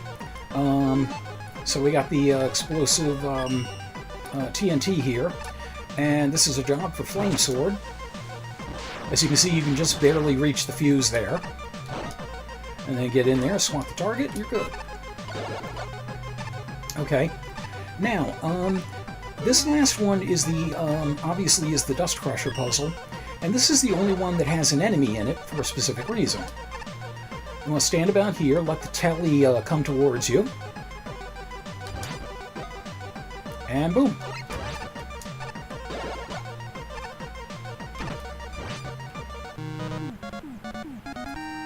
I don't know why the door goes off if I approach from that side. But yeah, that's my first attempt at a Crystal Gate puzzle. So I'm going to try to figure out more ways to make things unblockable. And get things set up so that only one particular weapon can do the job. Because, yeah, as I had mentioned before, because those walls don't block gyro attack, you can literally use that for every single one of these puzzles. And that's not the spirit of the thing. So, work will continue on that. But anyway, yeah, that's what I have for Mega Man Maker. And, hope you enjoyed that. Thanks for taking a look and watching me fail at hot dogging it. So, in case I do make this a video, that would be the outro, so take care until we game again.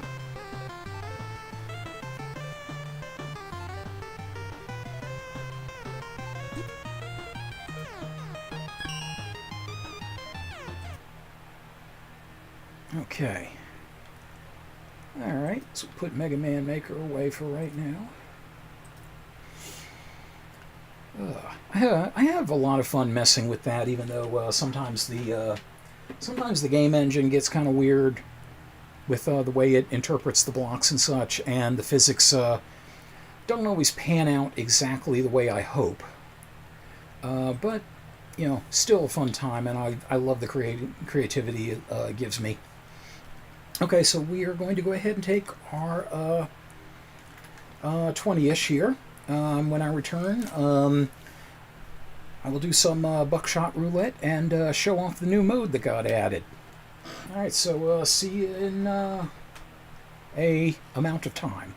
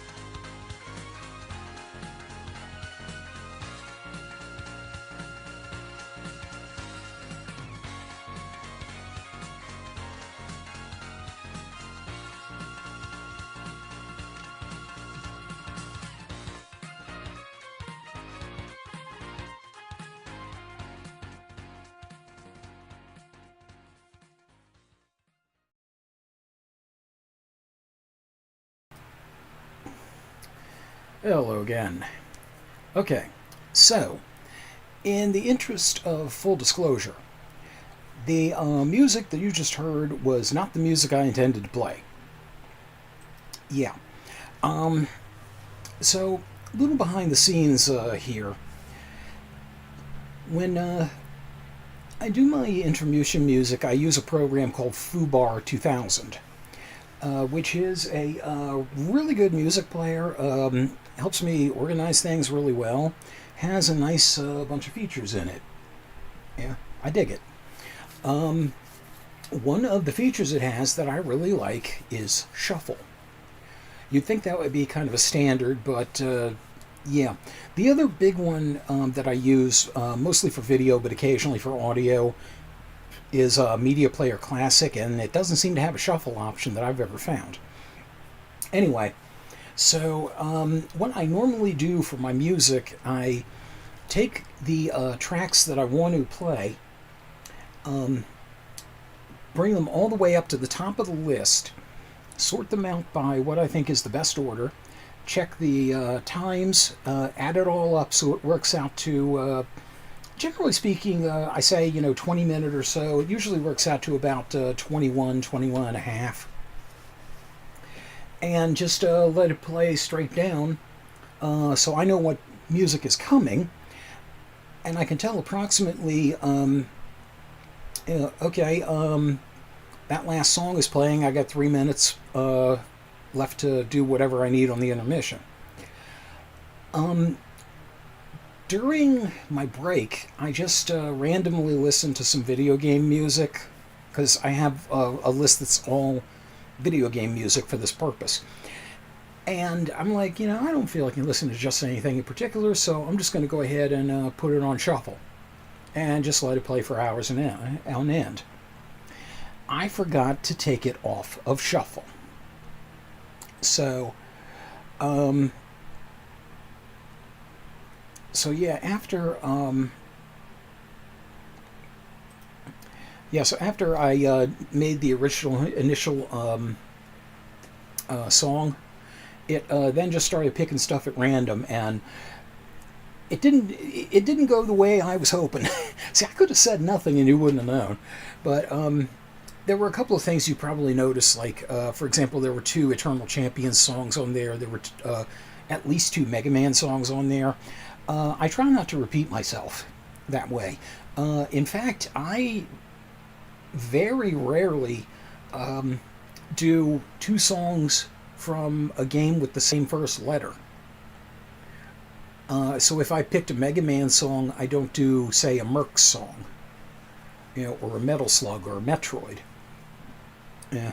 If I have, say, Revenge of Shinobi, then I won't do Roller Games. So yeah, that went all kinds of pear-shaped. Uh, well, anyway, little insight into the process there. It was thematic, yeah. Happy accident, I guess, as Bob Ross would say. We're just going to play a happy little melody, accidentally, because we forgot to take it off shuffle. That'll just be no one's secret because you blabbed, idiot. Uh, Anyhow, okay, so screw all that.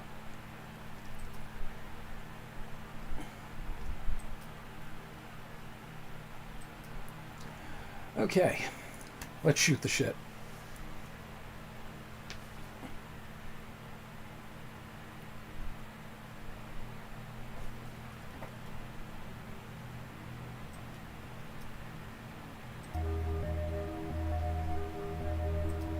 There we go. I had it muted again because I have this habit sometimes with certain games of muting them and listening to like a podcast or watching a show or whatever. It's like double sensory thing, especially if it's something that I know intently. Okay,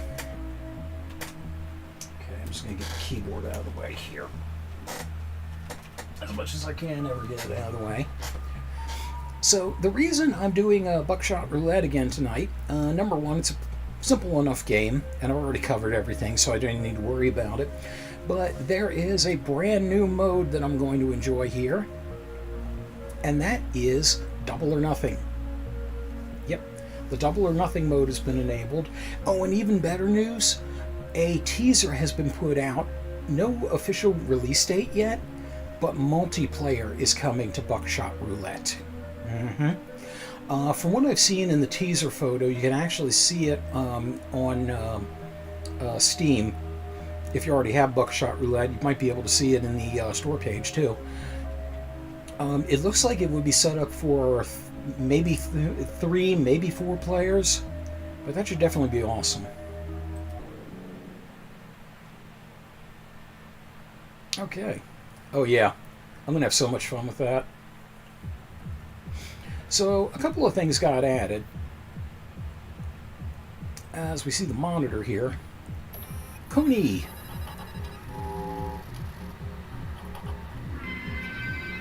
Volta. Okay, so these are overall stats for the game as I've played it.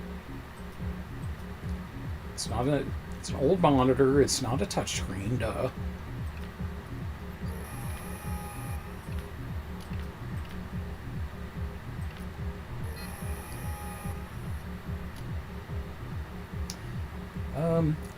These are top scores on the leaderboards. I don't know how like 0 and -1 and -2 managed to get in there. I think these are, I don't know. All I know is I'm never going to be there. Here's where I am. Not even my full name. Number 591,077 in the world. And rising, baby. Wow. Let's see. 17,256. I'm pretty sure that I don't remember if this is the maximum amount of money I've earned in Double or Nothing or exactly how this works, but yeah.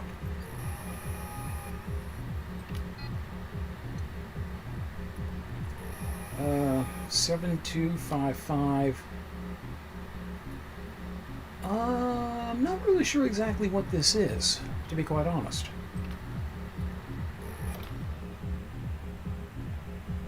Okay, so let's just exit out of there. And, of course, we have the Quaaludes to enable the Double or Nothing mode. Now, this is a revised version of the one that was previously available. Hey, Doctor.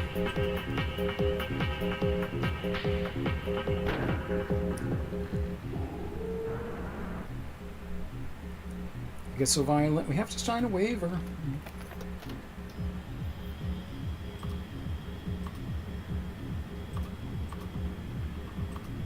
Lycan D's nuts. Wow, did I really just make a D's nuts joke? Anyway. Okay, so, for starters, things look fairly familiar, except we have new items in this mode. And some really cool ones, too. Okay, 3 and 3. The dealer doesn't give us the usual spiel because, you know, we know what's up. So here's a couple of the items we have new. Adrenaline. Steal an item and use it immediately. So this is very helpful if the dealer has something that would help you out, or if there is something the dealer has that you don't want him using. For example, those cigarettes over there. But likewise, the dealer can do this to you too. Never see any people dancing in the club, though. Well, maybe if you look over the railing. And the other cool thing we have here is a burner phone. A mysterious voice gives you insight from the future. Let's listen, shall we? Second shell, live round. Okay. By the way, if you manage to get a hold of multiple burner phones, they will tell you different things. And when it says second shell, by the way, it is counting based on how many rounds are in the shotgun. So if I had used that after, say, the first round had been expelled, and it said second shell, it would have meant second out of 5, not second out of the total. Okay, let's see what we got in here. We got a live one. Okay. Well, I gotta count on him not to know that. But, you know what we gotta do if we got a live.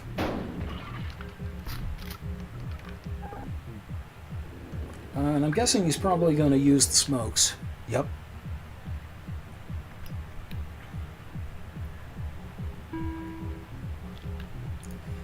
And he's gonna rack out the live. Alright. So we're down to 1 and 3.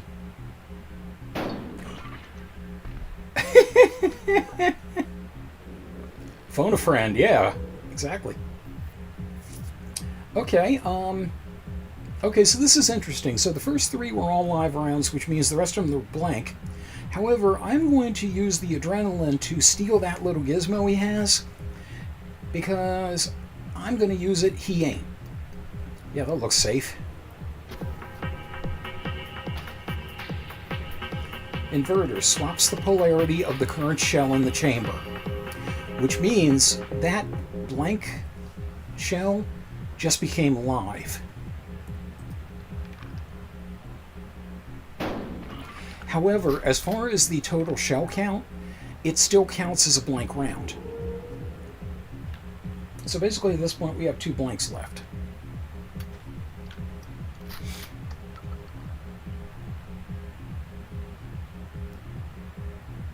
Which is why he feels comfortable doing that. Phone a fiend. Alright, let's see what we have. Cuffs. Yep, that was original. Oh god, I hate these things. Prescription pills. I hate these. 2 and 2. Chuck will reload. Okay. Expired medicine. 50% chance to regain 2 charges or lose 1 charge. I hate taking a gamble on these, especially because I have had to do so with 1 charge left, and it killed me and ended the game.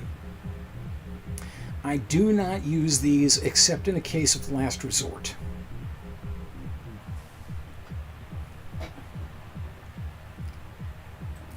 And if I generally speaking, if I use those, if I actually do use those, I don't use them when I only have 1 charge. Okay, well, let's go ahead and give myself the business. Alright.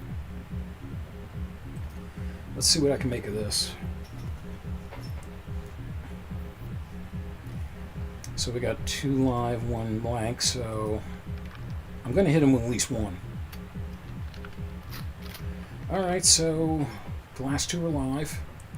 Well, you get 1, I get 1. Seems only fair.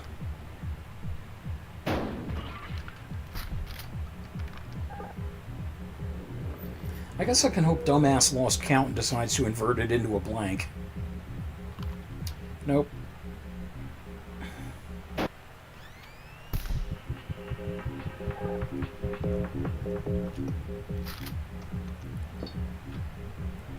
Oh, by the way, Buckshot Roulette is also apparently sold over 2 million copies, and they're doing a contest. One of the prizes is a dealer plushie. Cannot make that kind of stuff up. And getting more stuff as time goes on. 1 and 2.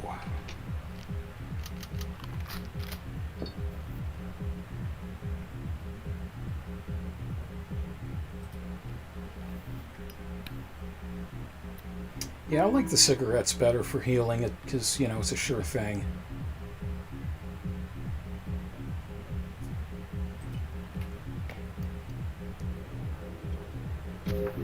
Before or after he's been shot a few times, debatable, really. Okay, I've won. That's all there is to it. Bang.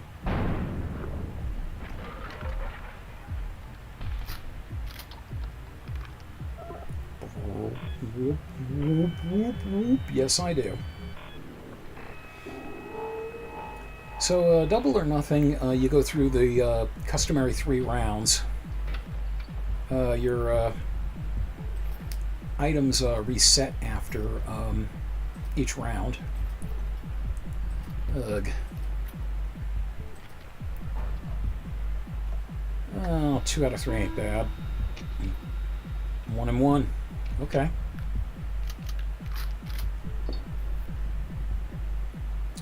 It's times like this I wish I had handcuffs. Because if I had handcuffs along with that inverter, then I could just get them for both, figure out which one's the live and which one's the blank, and be able to pop them twice. Okay, well, as it is, we're going to trade. Alright. Whatever. If I really wanted to, I could have used the inverter to make that a blank. But since he can't heal himself, I might as well do that. Yeah, see, he's making that a live round now, so... Oh, you cock! Oh, I totally forgot about that.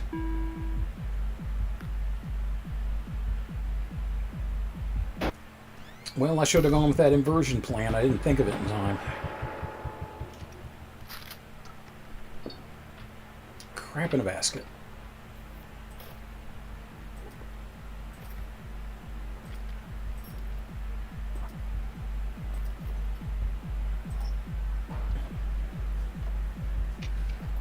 Well, we got pills, blades, and handcuffs. That's a fun Saturday night. And I was so busy talking, I didn't look at what's in there.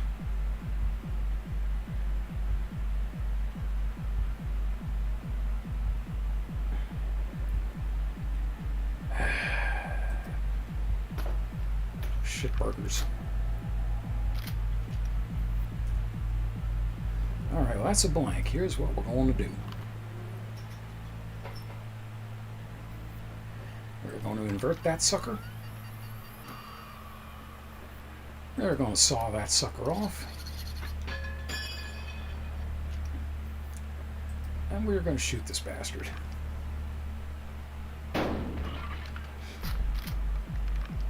And get 2 out of him.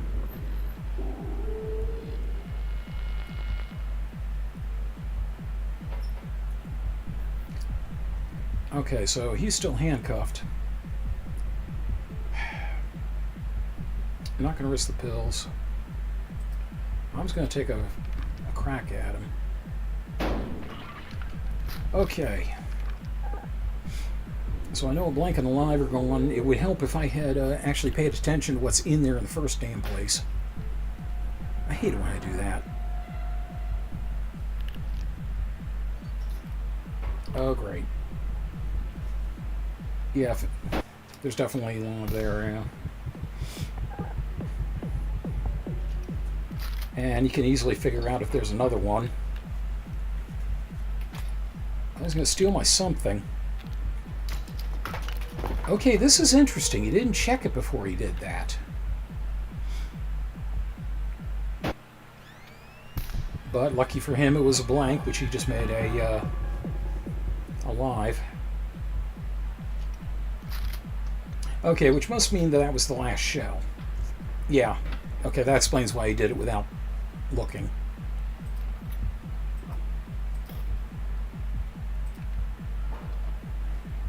Okay. 3 and 3.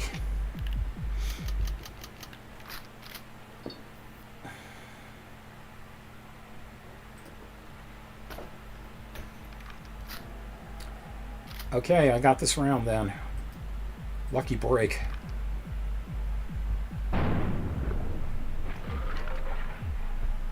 That could have cost me pretty badly. Luckily he didn't draw that handsaw in the last round.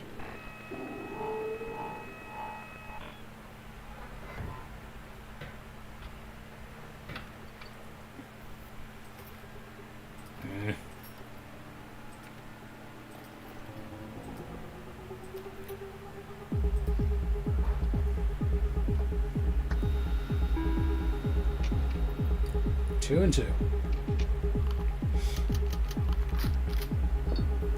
We're going to make a bullet connection.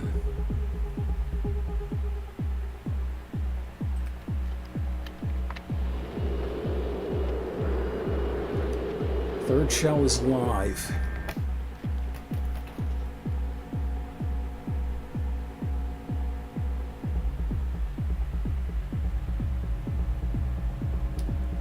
Let's rack out that first one, see what we get. Ooh. So that makes this a 50-50 on whether or not that second shell is live. I don't like that.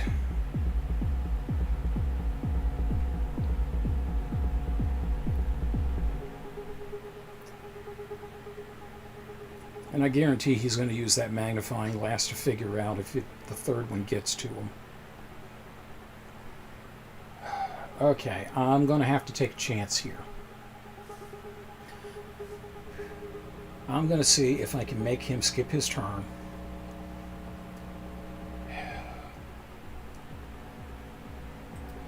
Oh, please be a blank. Oh. Holy shit. Alright. Well, what I can do now, since I know that's live, I can at least get a little bit ahead of him.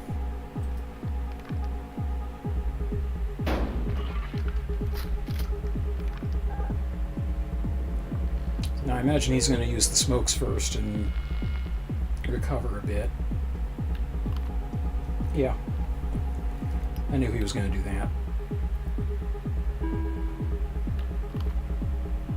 Oh, you're going to take my prescription pills. Okay. Damn it.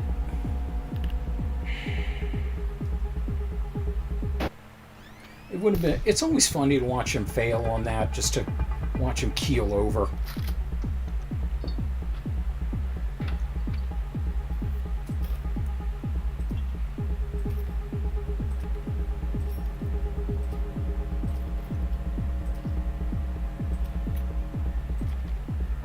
All right. 1 and 2. He's got handcuffs and magnifying glasses. I am not happy about that. Well, first things first, we're doing that.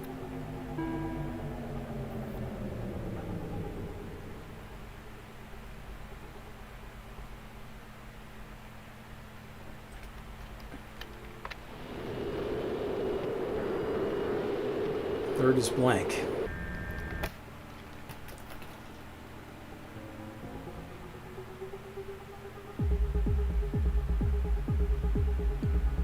Okay, got an idea.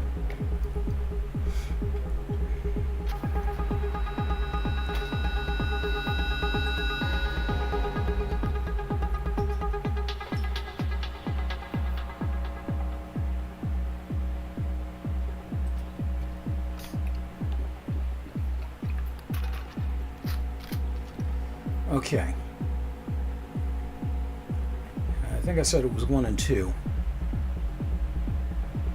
Or was it... Oh, shit, or was it 2 and 1? No, it was 1, 2. It was 1, 2.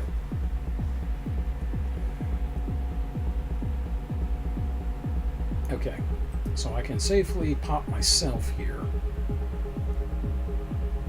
Yeah, I didn't think that through.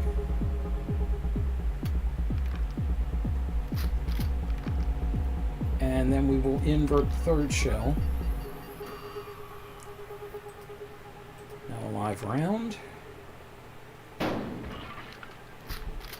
Yeah, I botched that. What I should have done is take one of the magnifying glasses and check the first shell and work from there. I'm out of practice.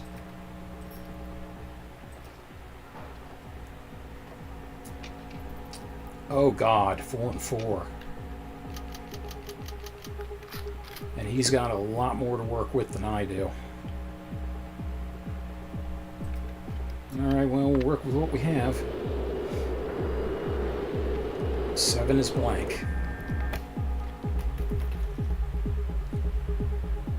Well, we can get rid of one of them, might as well. Okay.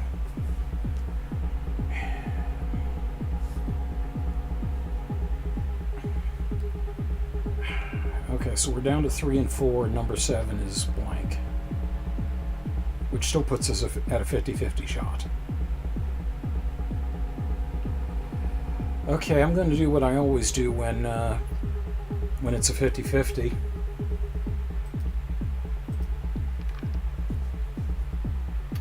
Damn it. Alright. And another blank going, and another blank going, and another blank bites the dust.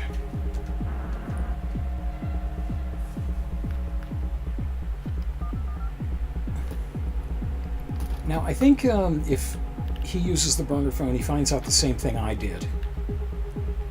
You prick. You prick-o-matic.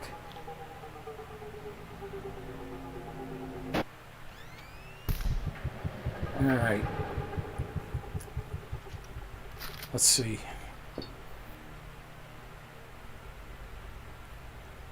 So that's 2 live down, 2 blanks down. So we're back to 2 and 2. And number 7 is blank, so...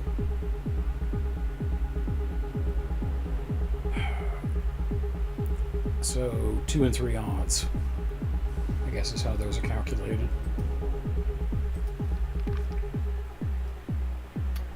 God damn it!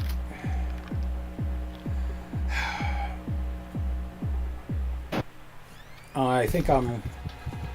Well, I'm not quite fucked.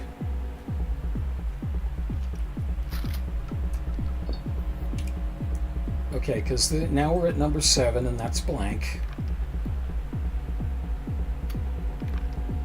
Okay, which means number 8 is live.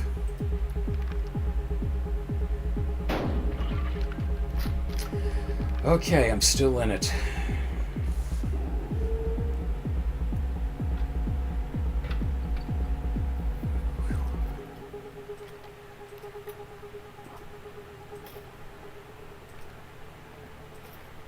God damn it, give me a health restore. No.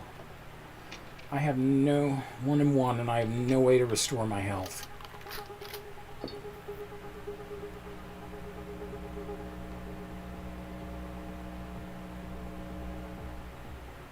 Okay, but since there's only 2, okay, I can get myself into the next round and have a better chance. Let me rack one of these. Okay, that was the live. So the other one is blank. Let's invert it. Here, you can have this. I insist.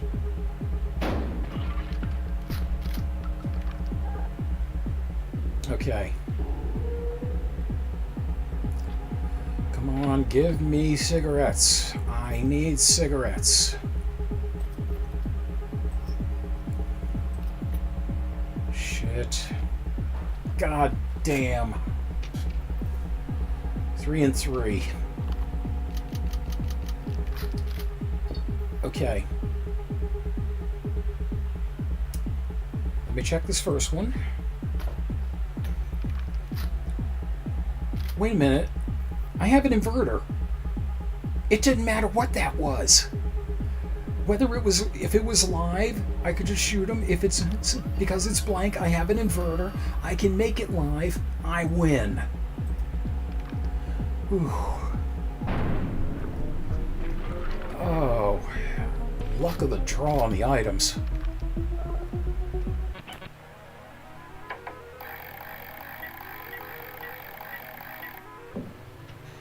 $10? Are you serious, 10? So, as I understand it, the money you earn in Double or Nothing is based on how many items you use and how much damage you take. It's definitely how much damage you take. Well, yeah, let's go for a whopping $20.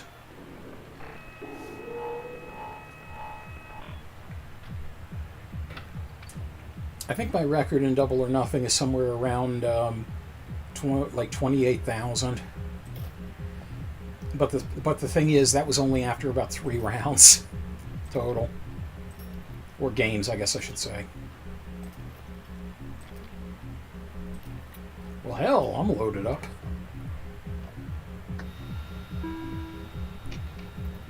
Three and three. As you can see, the dealer keeps all the shit he had from the last time.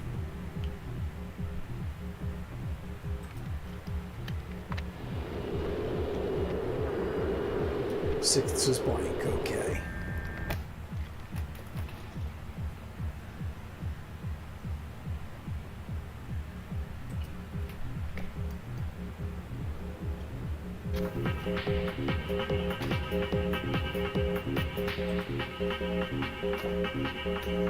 I will never understand why you have to break the shit out of the magnifying glass in order to use it.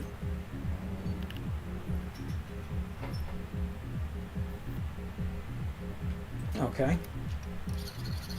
Let's hammer this home while we got the advantage.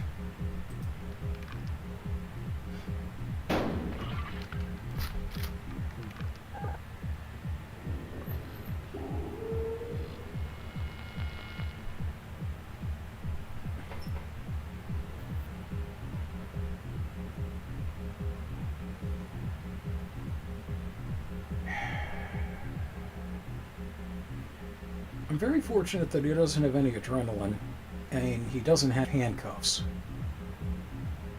I'm not liking those hand saws, and I don't like the fact that he's got cigarettes, but we can deal with that.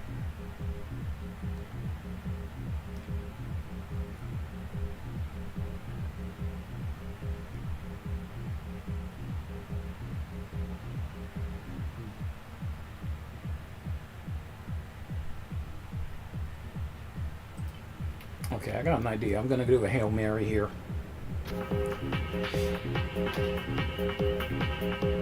I'm going to take one of those things away from him. So I'm going to bank on this one being a live round. Aha, good call.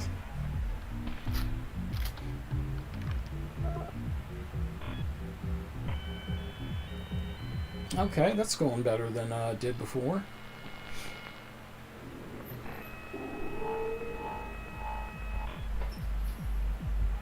And we are even on items again. Which is good, because I didn't like him having all that shit.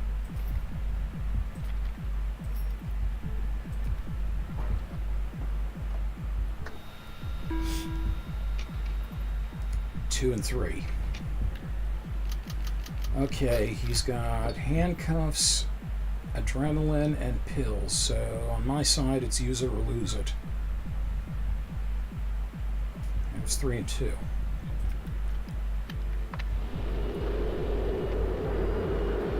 Fourth is blank.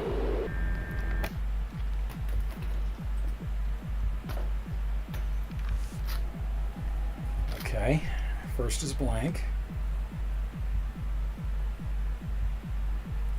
You know what? If I use my shit, he's got nothing to take. So that makes his adrenaline completely useless right now.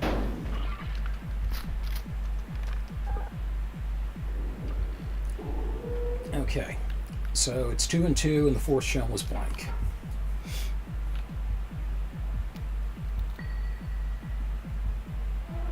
I love that.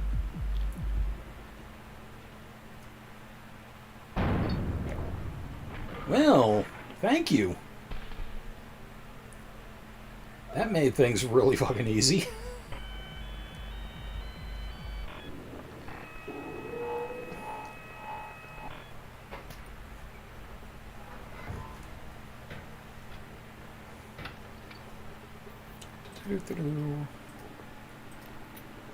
That's a knife.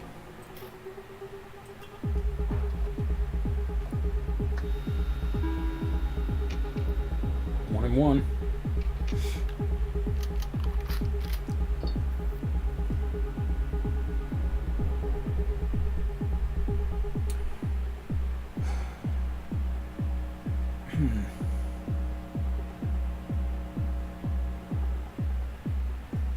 Okay, if I steal his handsaw, then if this is live, it'll be two points, and he can't do anything about it. If it's blank, he can invert it and hit me for one, but if he doesn't have a handsaw, he can't make it two. So yeah, I think that's what we'll do here.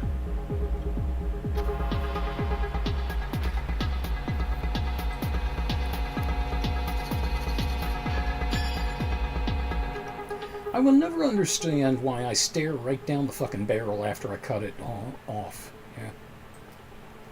Oh, yup, it's gone. Ooh, good call.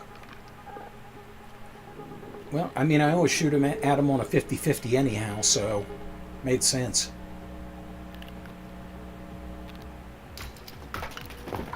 Okay, so yeah, I'm going to get one back in return, but I expected that. I can deal with that. It's better than leaving him with the handsaw and letting him do two to me.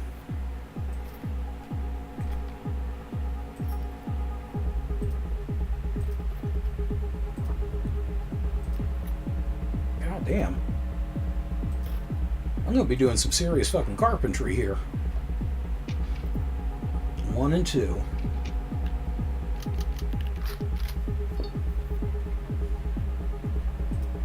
Okay, well, between the magnifying glass and the inverter.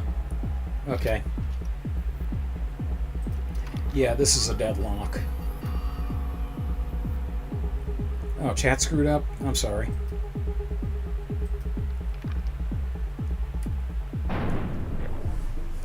Well, hopefully if what I think will work, it's not going to be an issue soon.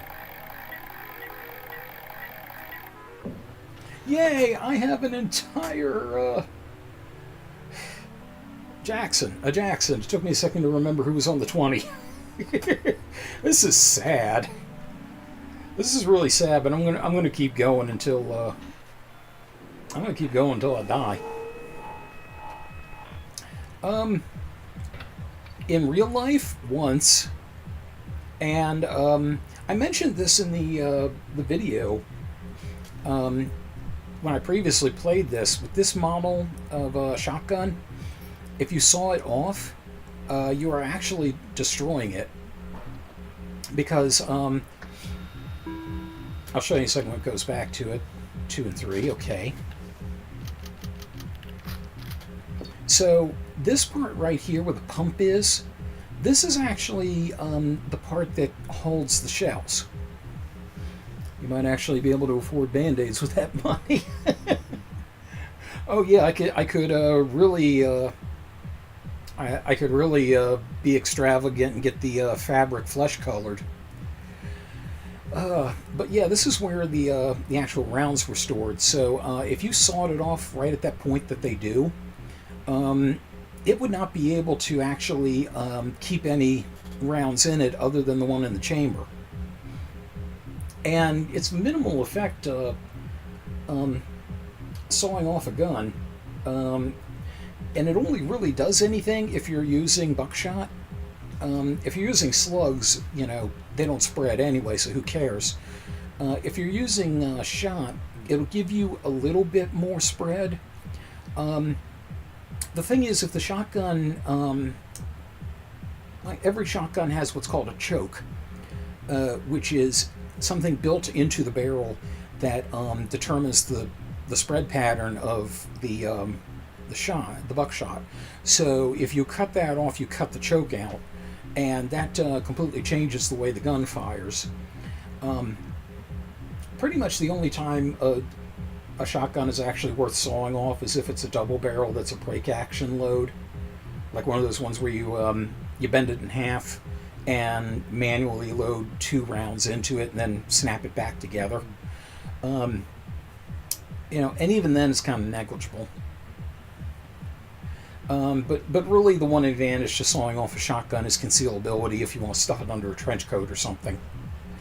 And sometimes you actually can saw off this part of the stock if you want to make it like a pistol grip.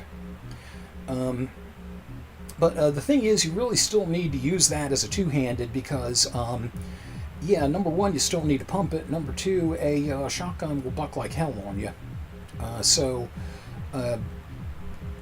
If you're lucky, your aim will just be off. If you're not lucky, the pressure will go back into your wrist and can potentially break that. Yeah, I've never actually fired a gun in my life, but because I've watched things like Deadliest Warrior and such, and I've played role-playing games like Shadowrun and tactical games like Sniper Elite, I've ended up learning a few things. So, okay, so there you go. You learn something new every day. I forgot how many rounds we had while I was going on talking about all that. I have totally forgotten what rounds are in that fucking thing. Okay, well, I know the third shell is live, so there's that. Okay, well, let's give myself less rounds to deal with, since I can't remember.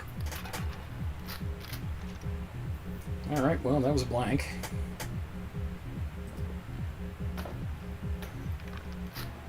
That's a blank.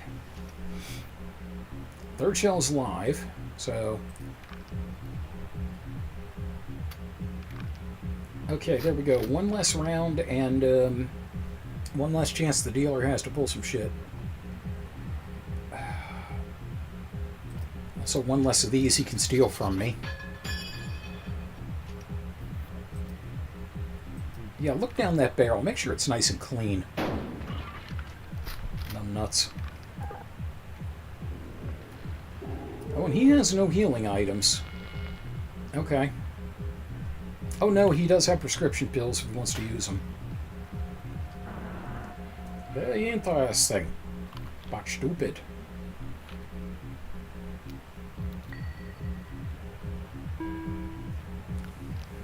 Yeah, of course. He gets lucky on that expired medicine more often than not.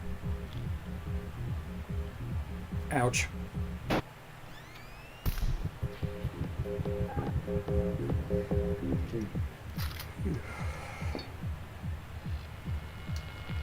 Alright, well that was 4, and I'm handcuffed again. Okay, that must be a blank in there because he just inverted it.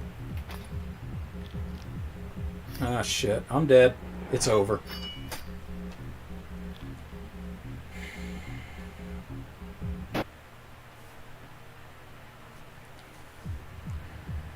Well, there's $20 gone. Yeah. Yeah, easy come, easy go. I should have just left with the 20. It was not worth all the bullet holes in me. I should have just started over, honestly, because that round, like that first game, went so terribly.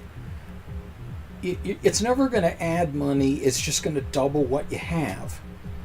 So if all I had was $10, it was gonna end up being like that old a penny a day, double the pay thing. It'd be like 10, 20, 40, 80, 160 if I got that far. It's 3 games is usually about the most I've been able to manage on double or nothing.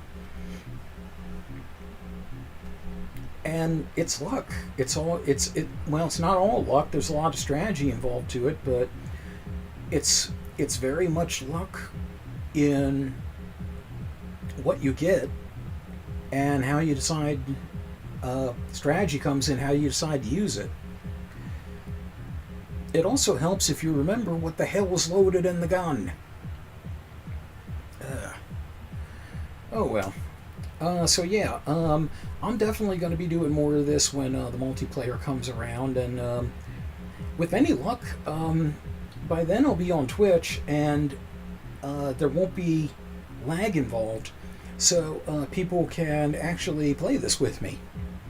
I think that's going to be something to absolutely look forward to. So yeah, I will keep you posted on that. Oops. Hold escape to exit. It's like escape is all the way down where the floor is now.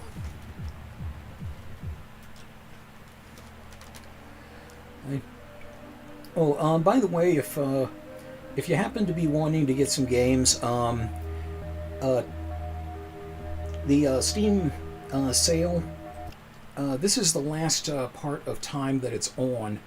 I think, let me see something real quick.